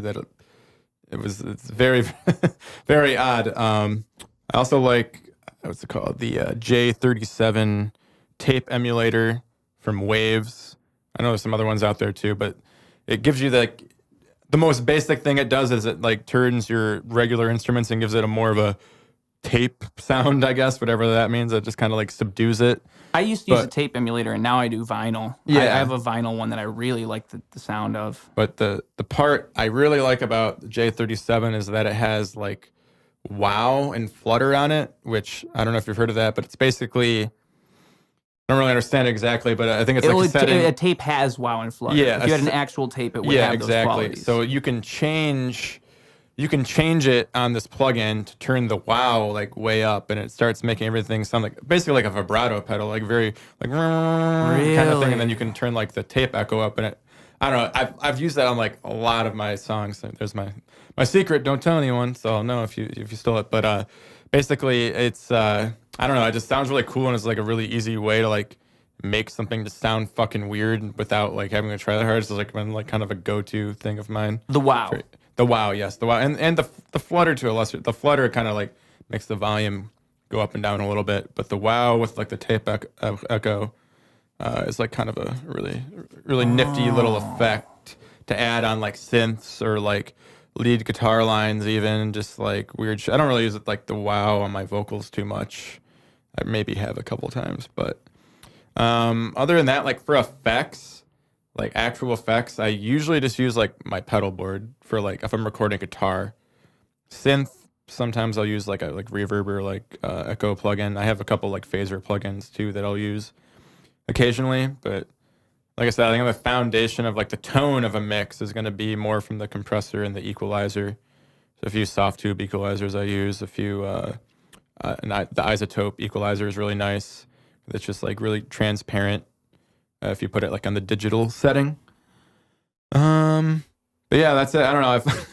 I probably should buy some more new plugins. I haven't like bought that many plugins. I went through like a kick like many years ago where I invested like an ass load of money in the plugins, and I've been fairly happy with it and haven't bought like too many since then. So I bought a couple plugins over the last few years, but I'm the same as you for the most part. Like I there was that story that I just told where that guy got me hooked on that whole Slate Digital thing, and since then it's just that and a couple extra things, and I've been set too. Yeah, why would I get anything else? I mean, it adds up. Like and it adds up. Yeah, plugins are expensive. Like it would be, if I had the money and I was a professional studio, then yeah, it'd be awesome. I'd fucking just buy more different brands, try other things out, and just like mix and match more often. But like if you have something that works and you've put some money into it, there's no like Softtube like provides like constant updates to their plugins too, like to make them sound better or function better or whatever. I mean, I may or may not have like hacked some plugins and shit too, you know, like, no, you know, I didn't do that. Like a friend of a friend, you know, not even a friend, a guy I know, basically. So, you know, there's always that too. Like if you, if you want to try out some plugins or whatever, like a lot of them have like free trials. I know some plugins have gone towards like subscription service models, which I haven't really gotten into because like I've bought all mine like from Softtube and like. But yeah, that's it. I have a couple like hardware things. I do have like a hardware compressor. That's a Summit Audio. Nice. It's a little tube compressor, which is cool. I use that on a lot of my tracks. I have another like preamp that's like a pretty nice like preamp that I think it's called a Great River, which I use on my vocals a lot, usually on bass too, sometimes guitar. Other than that, I would like to buy like a actual physical equalizer. I think it would be cool to invest money in that. But once again, you know, that would be cool. I had this thought recently, and I don't know how accurate it is, but I get the sense that it is. And it's an intuitive thought. It's one that I came up with in my backyard. It was one of my stoner archetype thoughts. Gotcha. But the whole thing was like, organic is better. Analog is better. Yeah. And people naturally feel this way. I mean, when you see something that's real as opposed to something that's digital, and this goes for everything. Like if I'm trying to think of a good example, but let's just go with one. Let's say I want to come up with something that's real good. So let's say I hear some music. Okay, I hear some music on my phone. That's cool. But when I hear that music live, that's a whole different feeling. Let's just go with that one. Mm-hmm. Or I like to look at it too, where it's like another basic example that we all are familiar with. I'm talking to you here in person. That's an entirely fundamentally different experience than if I was talking to you through a phone. Right. And even though those two things, that might seem abstract, I think that when you apply that to like analog versus digital, it's just true. Like you will never ever perfectly replicate analog through digital. Ever. It's physically impossible. Definitely a big nerd debate in the music production scene for sure of analog versus digital. I would say, I mean, especially like after I bought like a real synth, I have like a Minilog, and I also have a Yamaha DX7, that's technically a digital synth, but I mean, it's a physical unit that produces sounds.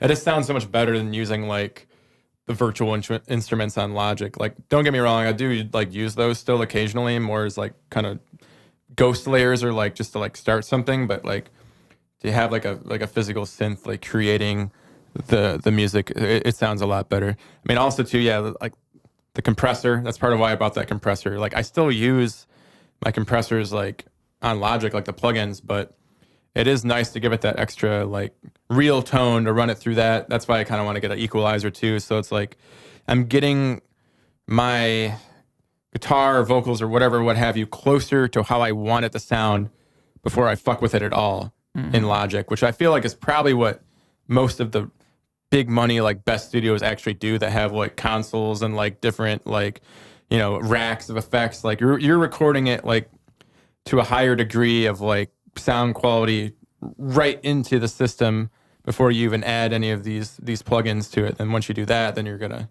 get $1 million recording, you know, I guess.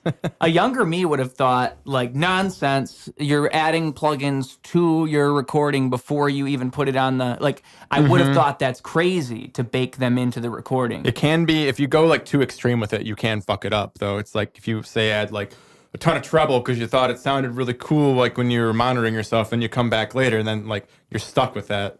So that's like that can be the danger of it. Or same thing with like having a physical compressor. Like, oh, I thought it sounded cool to be this compressed, but then later I'm like, no, it sounds kind of shitty. So it's like you can't uncompress. Yeah, you can't I mean, maybe there's a plugin from Isotope that uncompresses me. I don't fucking know. Decompress. That'd be fucking wild. But yeah, so that can be the danger of dealing with especially if you're inexperienced and you're not sure what you want. You record it and it sounds fucked up. It's kind of like recording something clipping. That's why, like in the box or whatever, just you can fuck with just like a pure raw signal that hasn't been fucked with at all with plugins, and then you can change it as all you want from there. But it's the analog versus digital. That's what it comes back to at that point. Is like there is a value to using those analog. Oh yeah, for sure. If you get good with them and you have really good gear, I don't think anything's gonna fully replace that. I mean, now going like analog all the way with like recording everything on tape. Now that's like an art that I have not really gotten into at all. Like, which I know some bands and some people are really big on. Which I know a lot of people too. Like, will record on tape and then transfer it into like Pro Tools or Logic or whatever. So they're really kind of getting the best of both worlds. They're getting that like tape analog sound with the convenience of like digital editing or whatever. Like to commit to this like recording your whole album on tape with no Pro Tools whatsoever is like that's like a next level kind of thing to do, which I really respect anyone that like has the knowledge to do that, or like the musical skill to not fuck up enough that you just can do it all on tape and make maybe a few splicings here and there. But I don't know. Well, you know what it reminds? Go ahead. Sorry, it wasn't important. Well, I was when I was coming up with examples, that just brought me back to probably the best example is film versus digital when it comes to like a visual example.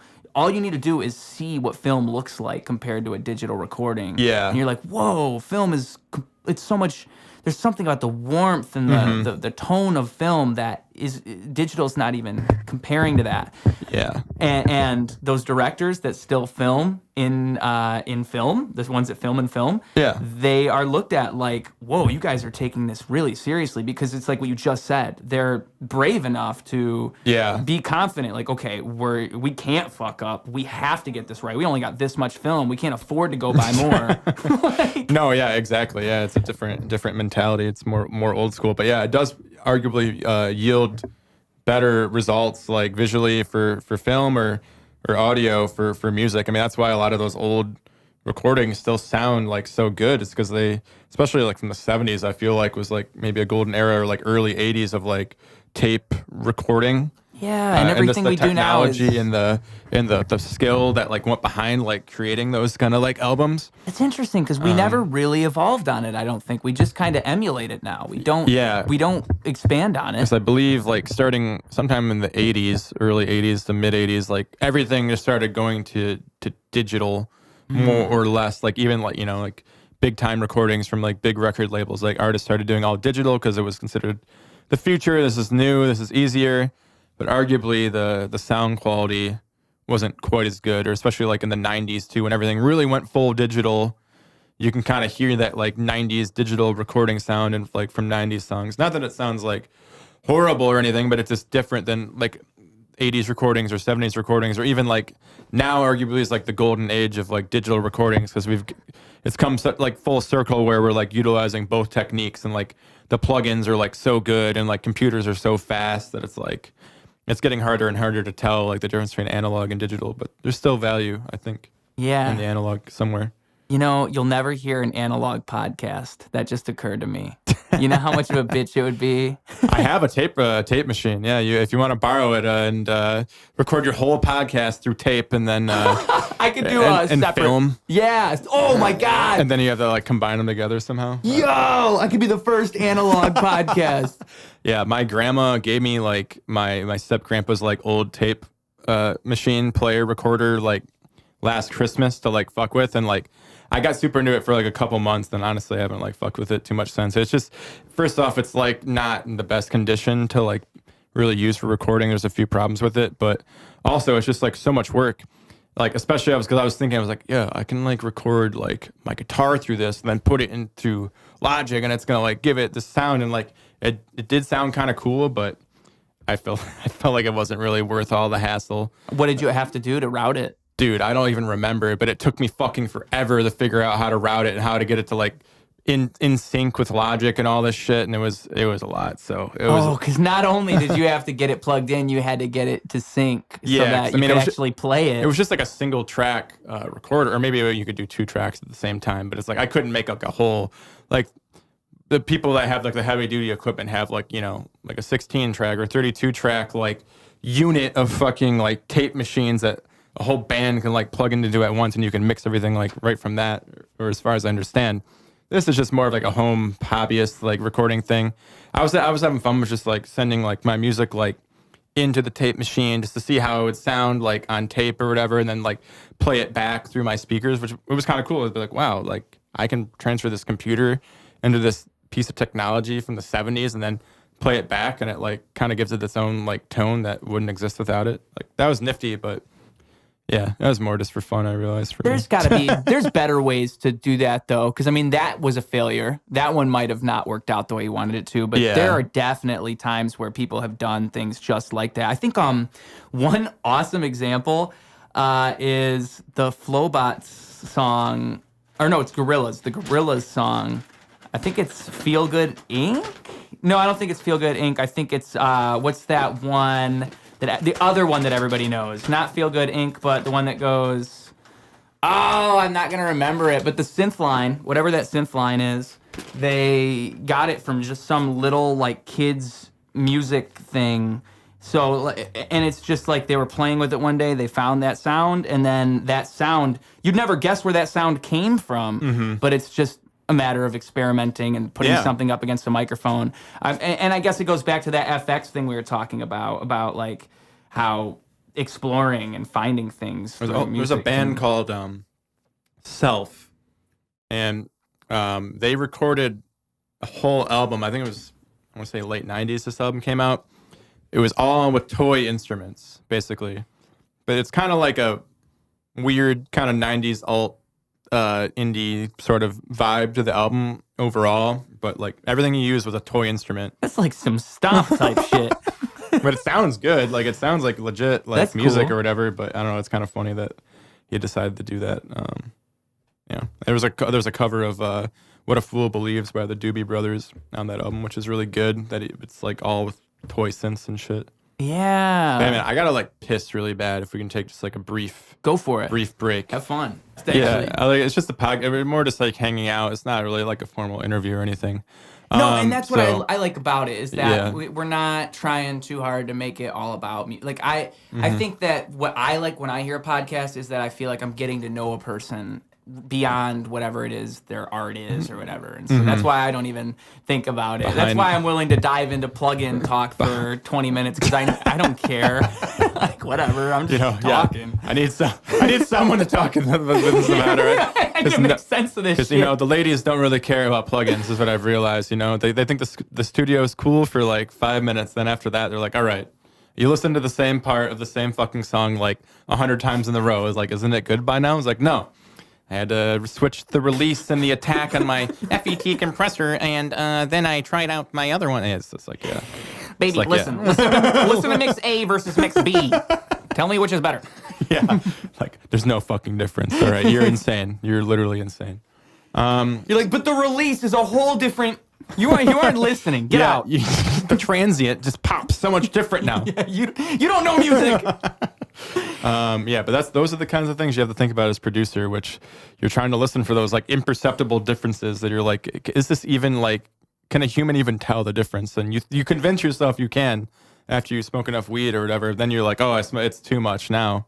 Then you don't even know anymore. Wow, yeah, that's definitely because I think what happens is I'll get too high to the point where my music doesn't sound like my music anymore. And then I'm like, is this me that did this? Like what? Exactly. And then I'm like, oh no, whoever did this could do better. And all of a sudden I can pick out flaws in it that like before I identified with it, but now I'm too high and I can't identify with anything, including my own music. So it's just, bad. I can't identify with anything.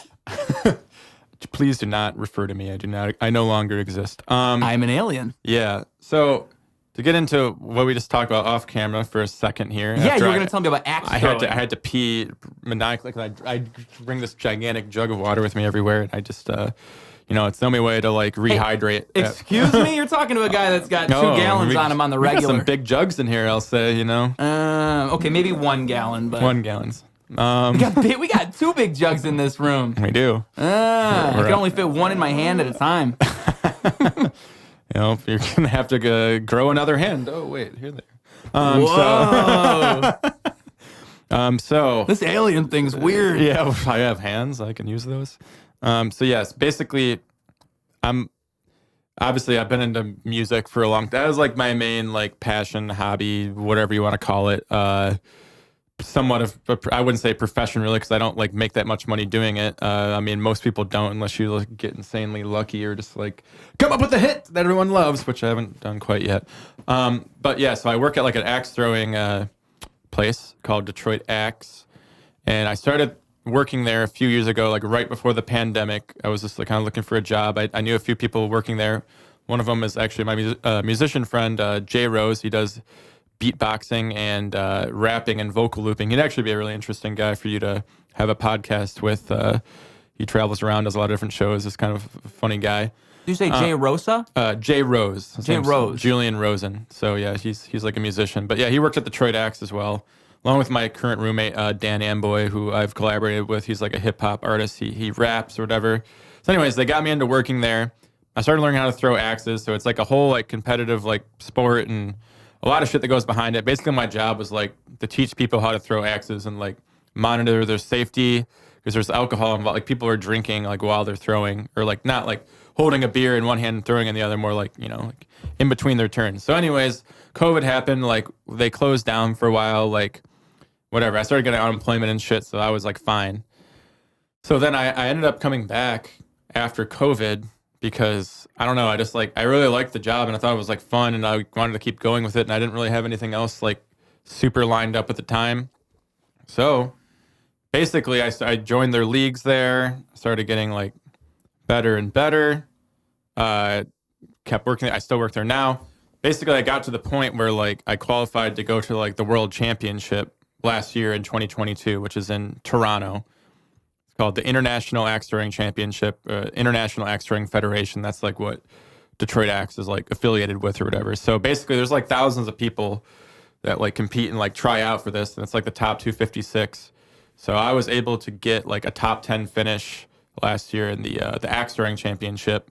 I got like 7th place. I made like $600. Is it like darts where you're just attempting to throw the axe at a specific, yes, and that it's a point system depending on how close you are to the center? Exactly, yeah. So there's, I mean, it's hard to like describe without like having a picture of it. So, there's like basically two big axe throwing federations. Like some people, the other big one is on ESPN. It's called Waddle World Axe Throwing League. We're Detroit Axe is International Axe Throwing Federation. I know I'm getting into more nerdy shit no one cares about.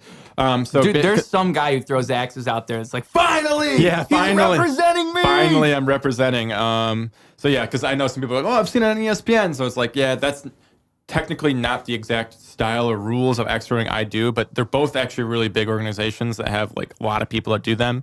A lot of people, the best throwers, do both because they're a little bit different of a technique or like rules or whatever. I've tried the other one too. So anyways, so yeah, I got like okay. So there's different little like rules basically like I like step into your throw. If you're like an IATF thrower, you throw like an axe with like a shorter handle so it rotates faster. World Axe Throwing League is more like you like stand there and you don't step. You just throw like more like a dart because the foul line's slightly further back. So there's like a different axe or like technique used for it. It's like a longer handled axe usually. But that would completely change the way you throw. It changes quite a bit. I mean, if you're good at one, you'll get decent at the other. One's more like a lunge almost. Yeah, it's more like the one you're like so when I throw, it's like I'm stepping into my throw and kind of like flicking at the end. So there's like a bullseye, but you have to get your blade completely into this like 7-inch circle.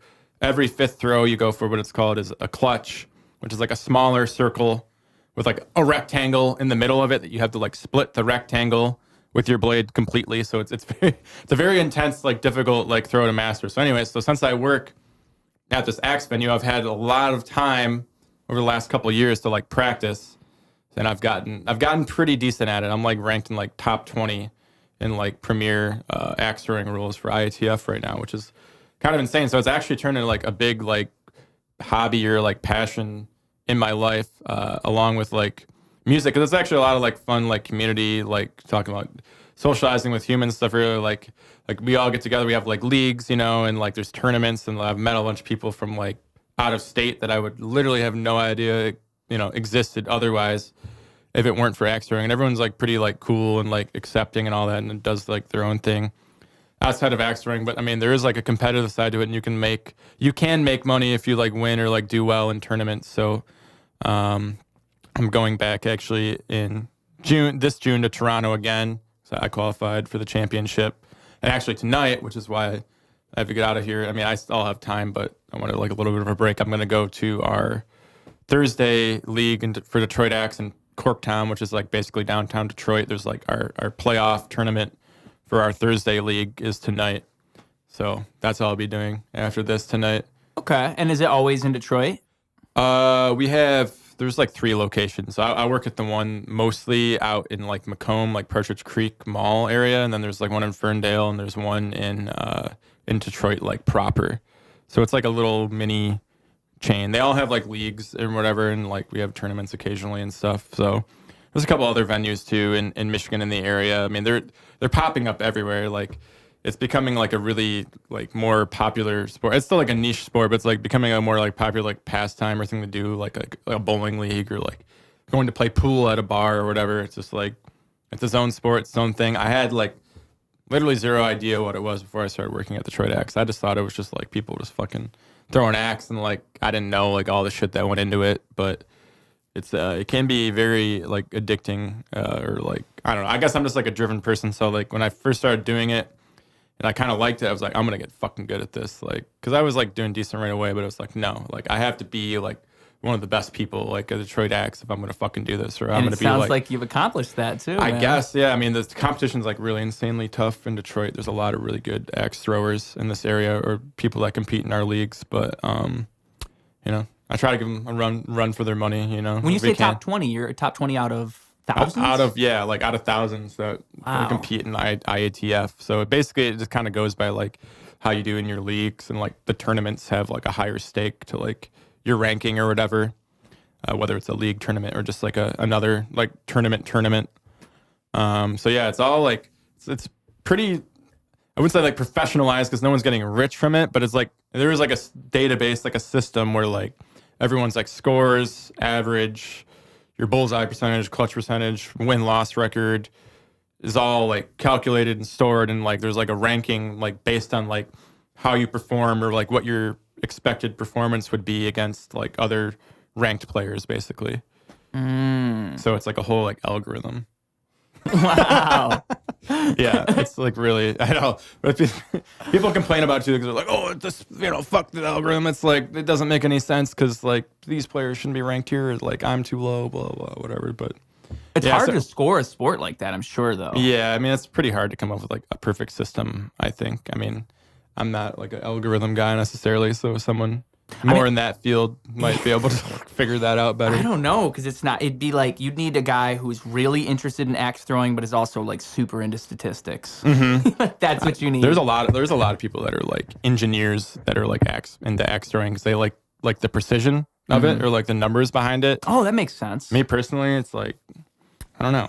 I was in like sports when I was younger. I mean, I still kind of am to an extent. Like I used to play hockey competitively, like travel when I was younger. So I feel like there's that like competitive side of me, which I think also helps with my music too. Cause I'm like, I guess I'm more like competing against myself to like make a better mix or a better song, or like, even though, like I'll listen to like local bands and be like, do my recordings sound like as good as theirs? Or they sound shittier? Like, am I like, competing with my music's not really a competition. I never really want to think of it that way. Everyone's just making art and like doing their own thing.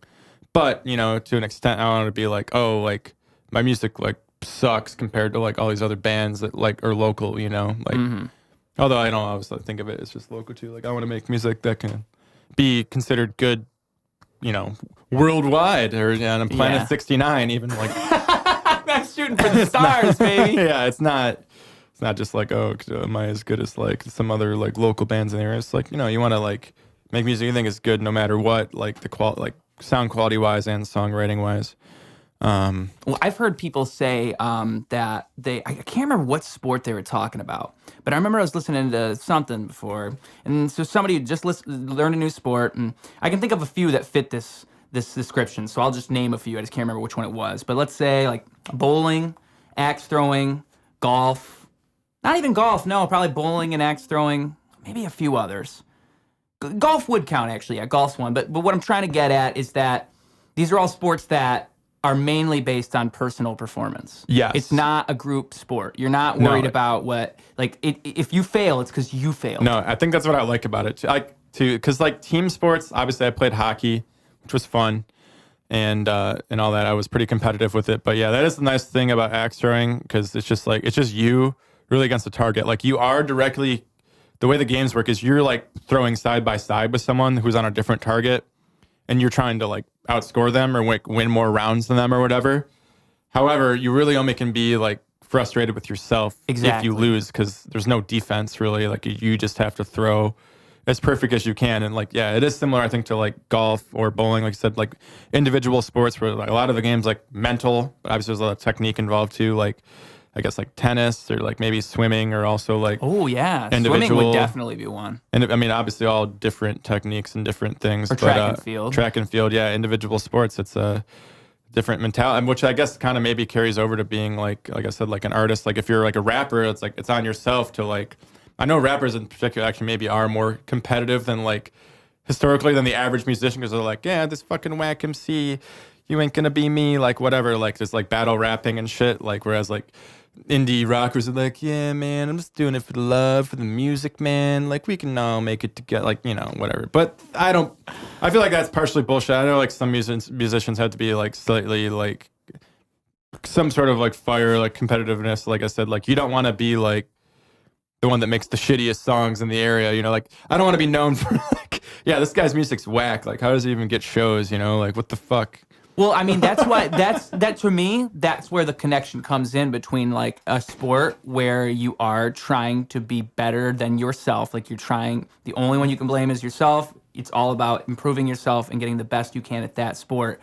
You know, there's something about the individuality of that really attracts me. And I think that music is the exact same way. I just know it. I know it's like, I know it's all me. No one else can take this away from me. No one else can tell me what it is. No one else can, like, it's ultimately up to me to expand upon whatever it is that I've created here. And there's just something so cool about that. And, it's like satisfying to hear the final product of the self-expression and to know that it's not the final product, to know that it's the final product right now, but maybe in 5 days I'll make a whole new song and that'll be completely different. Like, it's just really cool to have a grasp on your creativity and to be able to become more proficient in that, because that's the connection I'm trying to make between the sport thing. It's like you want to get better at the sport. Just like you want to get better at the music. Like, like you're saying, you're not necessarily in competition with all these other musicians, but that's not the point. Like you want to be better. I really hate like the concept of like battle of the bands like so much. Like in high school, it was fun. Like actually my band won our senior year, my like pop punk band. I was really where I started was like, I'm from like metal to pop punk. That I actually was or still am like a rapper. Like I was like really into it, especially from like 18 to 20. Then I kind of moved away from that, and I've been more just like kind of indie rock pop, getting gradually more, I guess, weird or psychedelic as I've gotten older and to just kind of gotten comfortable with how I make music now. I can understand that, man. I mean, let me say, as a rapper who dived into indie music, my heart is still deep in those Lemoncollies songs. And if I had another indie band come along that was the right fit, I could fall right back in there. Yeah. So I have a particular love for music that allows me to ascend above this realm. I think indie music can do that in a way that a lot of genres can't. I'm like, whoa, this is different. It just feels powerful, and I really like indie music a lot. So I don't fault you at all for I feel falling like the genre. so deep. I honestly have kind of like what partially led to like some of the style of music I make now is because I do like hip hop a lot, and I like rapping and stuff too. You know, like a lot of different rappers and like old school hip hop in particular, like Dr. Dre. I really like his beats and like his approach to music and like the West Coast style. So basically what I started to do was I used to think like guitar, bass, drum, that's indie music. That's like in my early 20s, like that's rock and roll. And then I eventually, I don't know, like more weed I smoked or like, I don't know, psychedelics that I tried when I was slightly younger, I just started like merging the electronic shit together more with like my guitar and real bass and real drums to the point where it is now, where it's like it just all goes together. Like I used to think they had to be separate. I thought like synths in like rock music was like whack or whatever when I was younger. It was like that's not punk or whatever. But now it's like I wouldn't think twice about adding synths and electronic drums to my songs to like kind of merge the styles together, which I feel like that's pretty much where indie music has been kind of going for a while now. But I think it just maybe took people a while to like figure out like, just like combine it all together, like make it kind of more genre-less, which is more or less what I kind of try-ish to go for. Like I still really like rapping too. Like it's fun to rap. I just feel like it brings out like all my worst impulses as a person. Like I'm just gonna like start talking about like my dick or like poop or something, or like I don't know. Like I'll just be like a total asshole because like, I can rhyme it together and like be funny about it, which is cool. But it's like I like for like if I'm a singer or songwriter, I don't have to like, it's like less words. I don't have to like, you have like rapping is like I could probably fit like fucking almost a whole album worth of like lyrics in like 2 rap songs, you know, as like an indie artist. So it's like a writer's if you're like really committed to the writing and the rhyming and you want to express yourself that way, it's cool, it's good. And I can do it to an extent, but then it's like I like the more mysterious, I don't know if mysteriousness is the right word to say, but just like the more sort of short form of writing like rock lyrics. I mean, obviously rock or like pop lyrics don't have to be that way. They can be very verbose and like wordy and like rhymey and all that, but for a lot of my music, I don't know. as many words I don't have to write. You need to leave it more open-ended, and I can be, I don't know, I'm more likely less to like sing about stupid shit. Although I do have some songs that are pretty like profane, I won't lie, but that's not like my norm necessarily. There's no poop songs? No poop songs. I think that my song, the only punk rocker in the world, which is on Phaze, my latest album, like I think I talk about like, I don't know, what did I say? Like, I don't fucking know. Yeah, I have to listen to it. Like, it's like ripping off like a bitch's tits, or like, I don't know. I say like, because I'm like so punk rock. It was supposed to be like, because the album was Phaze, it was supposed to almost be like representing like my youth, like some like, where I'm just like really stubborn. I'm just say like stupid shit kind of thing. Oh, so it's in character for you to say that. Yeah, it was definitely, it was like in character. It wasn't supposed to be like the real me necessarily. But then I think I made another song called F-Bombs, which is like, it's kind of political almost, which I usually don't really like political songs. It was around the time like Trump was like kind of rising to power, like campaigning, and I was like watching all the Republican like presidential nominees, and it was like really pissed me off. They're all talking about like, no, I'd bomb the shit out of him. No, I would bomb. It's like, they're all like talking about who would bomb like the Middle East the hardest or whatever. I was like, this is so fucking stupid. So I wrote the song called F-Bombs. Part of it was like about that, and I say like fuck like every 2 words, but other than that, I actually try to keep it like fairly clean-ish when I write these days, just because I think it's more universal or classic to keep it that way, and don't want to like be like overly specific or like overly like profane without it being like for a reason, I guess. Which sometimes can be a challenge too, being like a solo artist, because there is that urge to perhaps overindulge in like whatever you think is funny or like weird, and other people are gonna be like, all right, that's like become too intuitive. Yeah, you become too intuitive. Exactly. You got to get out there. You got to like take a step back from like, I can maybe come up with a better lyric or something that expresses myself better, or like helps, more relatable to like others, I guess, as well. Yeah. I mean, for me, songwriting has been an interesting thing. I've always been very, very about words. I mean, it's always been about the way that words mingle with one another. And for me, it's always about what I don't say. And I feel like I've gotten better at this over time. And I think this is a harder thing to do in hip hop, because it's kind of like what you're describing. I think that's a big part of it. When you have more words to work with, you kind of are forced to paint more of a picture. Yeah, and it all has like rhyme more or less in a way that like rock or pop music, like it usually rhymes. Yes, I see what you're saying. But it's not like you want those dense like internal rhymes, like like how like Eminem does or whatever. Like you don't. I actually do that somewhat in like my rock songs, just because I like that style, and I think more like indie singers, songwriters maybe don't think of writing that way. But it's like it doesn't have to be that way either. No, and you have a lot less of a template that would require that when it's rock music or indie or metal or whatever it is. Really, even just having a band behind you gives you a big leeway. You could still be doing hip hop, just having a band makes a big difference. So when it comes to that, like I remember, it's funny because hearing you say that like brought it back to me. I remember thinking that as I was writing those Lemoncollies songs, like, damn, dude, these are really, I could pump these out easy because they're so short. Like it was so much less to write. Yeah, exactly. Like you said, 2 rap songs would be an entire album. Yeah, it might be depending on like how long your songs are. Like, because like hip hop, you could do like a 32-bar verse. You could have like 3 of those in a song. Like the amount of lyrics that is compared to just like an indie song, especially if you're like have a song that has like more long like held out notes and stuff too, instead of like, because there's different styles of singing. You might want to like be more flowy and like held out notes and words, whereas sometimes you're a little more like choppy and like almost like a rapper. Sometimes you're somewhere in between. So all things like I like to think about like if I'm writing a song, like how I want the vocals to be presented in that way. Yeah, I think my experience with hip hop actually affected the way I wrote indie quite a bit, because if you listen to that album, I think that's what made it work when I was making that music with the Lemoncollies, was that they had their traditional indie approach, but it had its own flair on it. And then I came in with something that, like, I don't even really listen to indie music all the time. So I had this whole completely different take on what their instrumentals were. Right. And I think that's probably what ended up causing the rift towards the end, was just that, like, traditional indie was not what I was offering.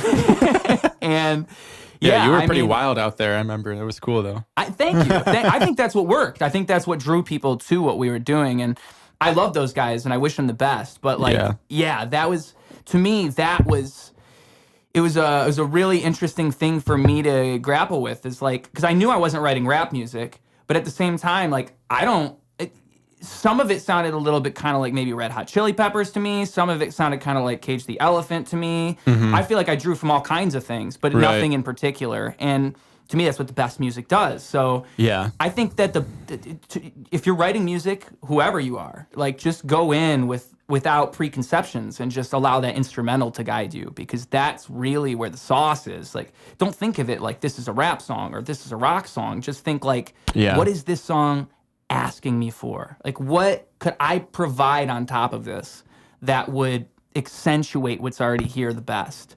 And that's one reason I really like how that stuff came out, because I feel like it was this weird indie hip hop fusion type of thing that you don't really see done well that often.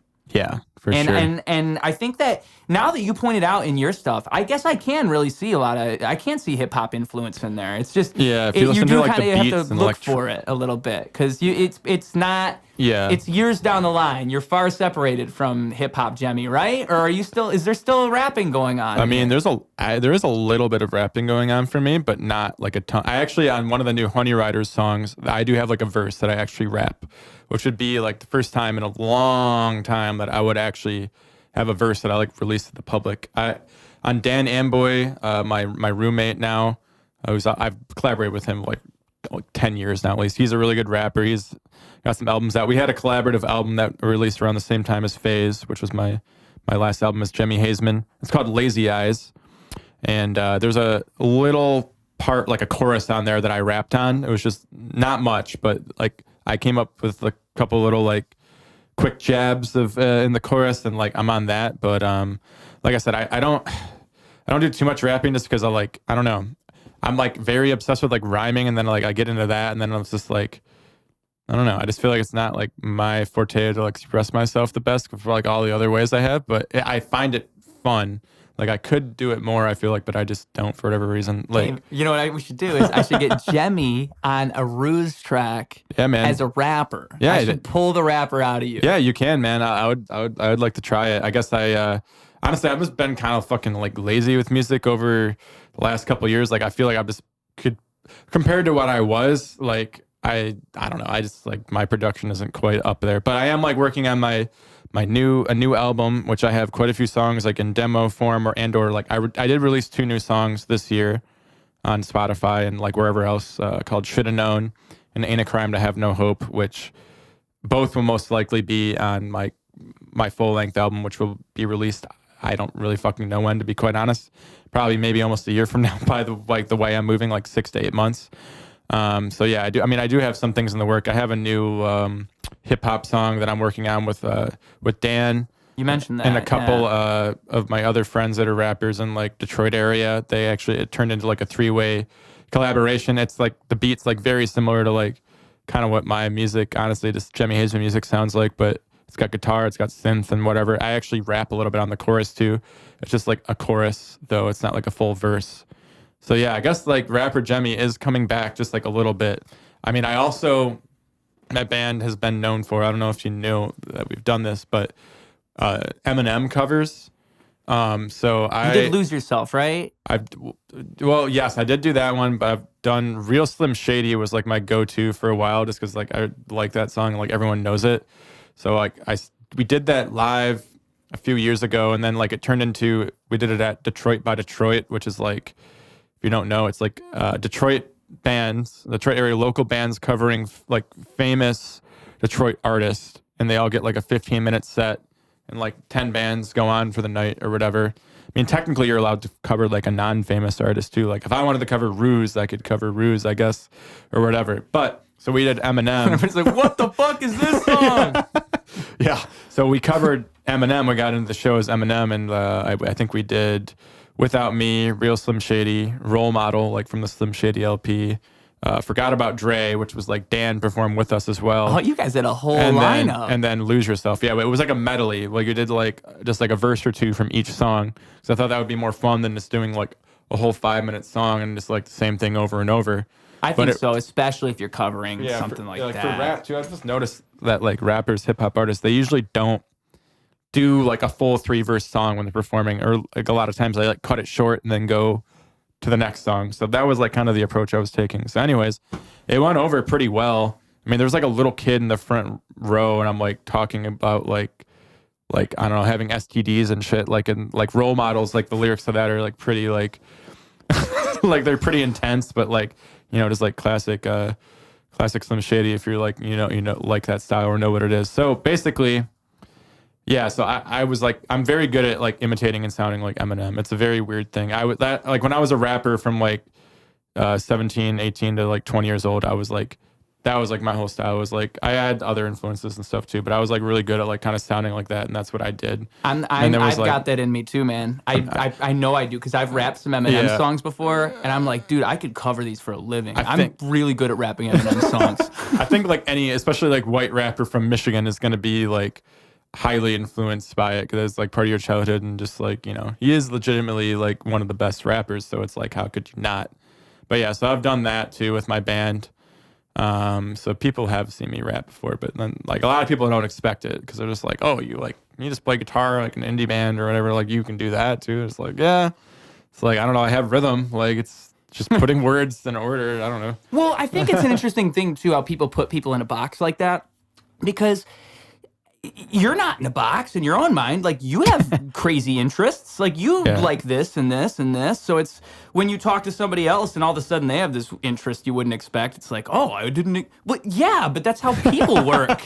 Like, everybody has interests. Yeah. So it's, I never am too surprised when I hear that somebody like unless it's crazy. Like, if you saw some like little girl who says she loves death metal, I'm like, okay. I mean, tell me more. Girl who loves yeah, you never can judge a book by their cover, I suppose. Exactly. You get to be and anything that's cool. crazy. That's cool that they like that. I mean, it's cool that you like hip hop. It probably and it does. You admitted to it. It pulls different things out of you that you put into your own music. So you have to imagine that everybody is a little bit of a smorgasbord of just I'm noticing more even in like hip hop too. Like, there's more, I guess, electronic or like indie kind of psychedelic influences within hip hop. Like, it's gone both ways. It's expanded outwards. Like, for sure. rock has influenced hip hop. Hip hop has influenced rock.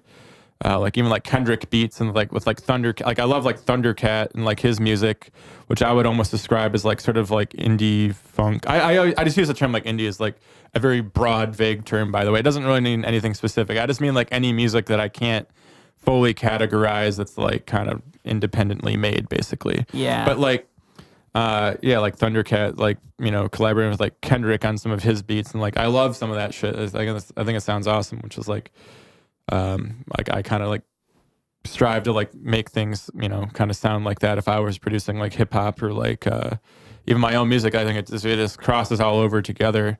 And I think it just goes with that thought pattern I was talking about earlier. I think it's best when it's not even entirely a conscious decision. Like, I don't think Thundercat's going in saying, let's make something that Kendrick can rap over, but more so like the jam just comes out that way. I mean, his bass playing is just like so like fucking on point that like it's just awesome. So it's just a song that happens to have like rap on it, but it could have been a song that had singing on it too. Exactly. You know, like you couldn't categorize the instrumental, which is somewhat what I try to go for, at least sometimes. Not all, like sometimes it'd be like obvious that it would probably be more of like a singing indie rock song or whatever, but other times it could go either way, you know? Yeah, and I think that the best way to do it is to exist outside of that genre. Like, if you can find a way to do a sound that is completely different than what people are used to, that's going to be the thing that,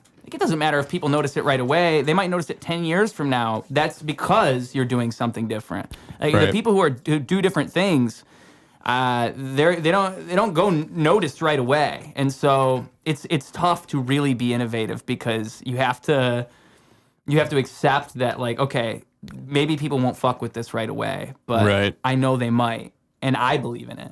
I mean, that's kind of how a lot of the shit because the way I've been writing rap lately, a lot of rap doesn't. There's some rap that'll be a little bit existential or philosophical, but it doesn't hone in on that. I think a lot of rap is a little bit hokey, a little bit dancey, a little bit like... Yeah. And I say this with all due respect, and I enjoy all of this rap, but there's just, to me, I think that rap can be something more phonetically based than it is, something a little bit more interesting. And I think some rappers do it better than others, but there's a whole lot of people doing the dance, even people who are really good at it. And so what I try to do is step outside of that and make it something bigger than it is and allow it to be not just a rap song and not go by the traditional boundaries of rap. Like that verse I just rapped to you earlier. Yeah. Who the fuck is rapping about that type of shit? No. Nobody. And so that's the battle I have in my head with that. It's like, well, I know for a fact there's not a market for this right now. I know there's not. Yeah. I mean, yeah, it's the pull between trying to like, oh, I want to make like a poppy song that everyone's gonna like versus like, oh, make it just a song that's like more experimental or cool. Yeah, but I'd rather make the Thundercat Kendrick song, man. Yeah. I'd just rather do that because that song's cooler to me than making that pop song. It's just cooler. I'd rather make the song that's like transcending whatever I think music is before I made the song. I want to be like... I almost feel like you need like a little bit of both, honestly. Yes. But it's like, that's why I'm like old school. I think of music as more like making like albums. So you're going to have like your catchier, poppier songs on the album.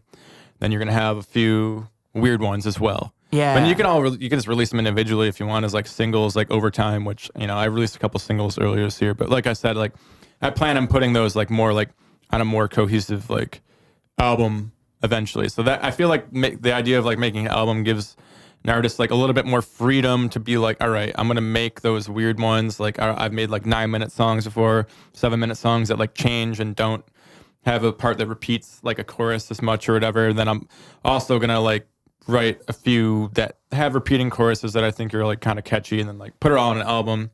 And that way, if you like my music, then maybe you'll like the deeper cuts more. Like generally, when I listen to like an artist, like I end up liking like their album tracks just as much or more than whatever their hit singles were.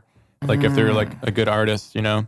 Yeah. But it just takes more foresight to create all that. It's just the problem with our climate nowadays is that you don't see a whole lot of people who are making albums. And then so it's harder to get that type of connection where it's like, oh, I love track 5 and 8.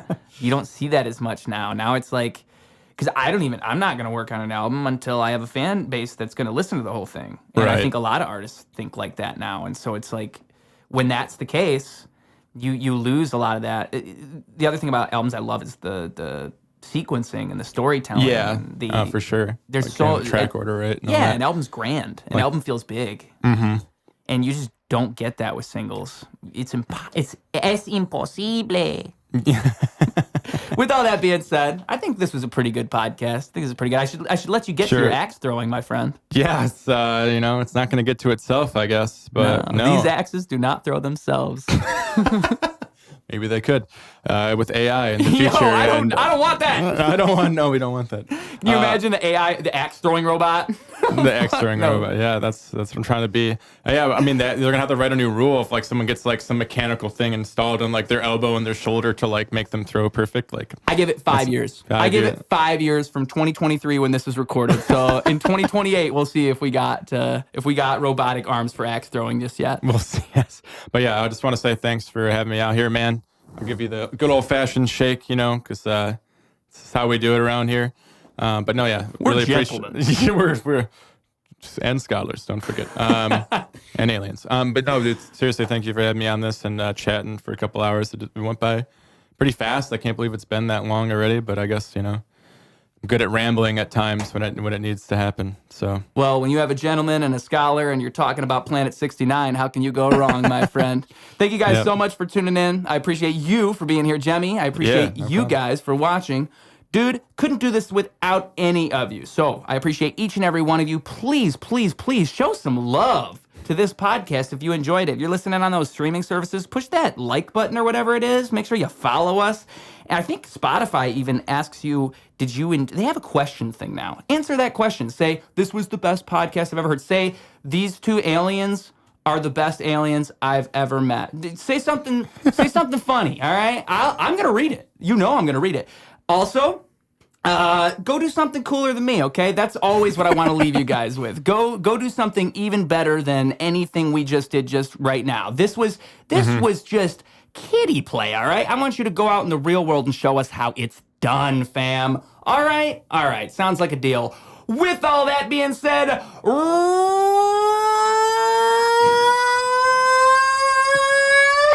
Radio clocking out. Ain't nobody gonna take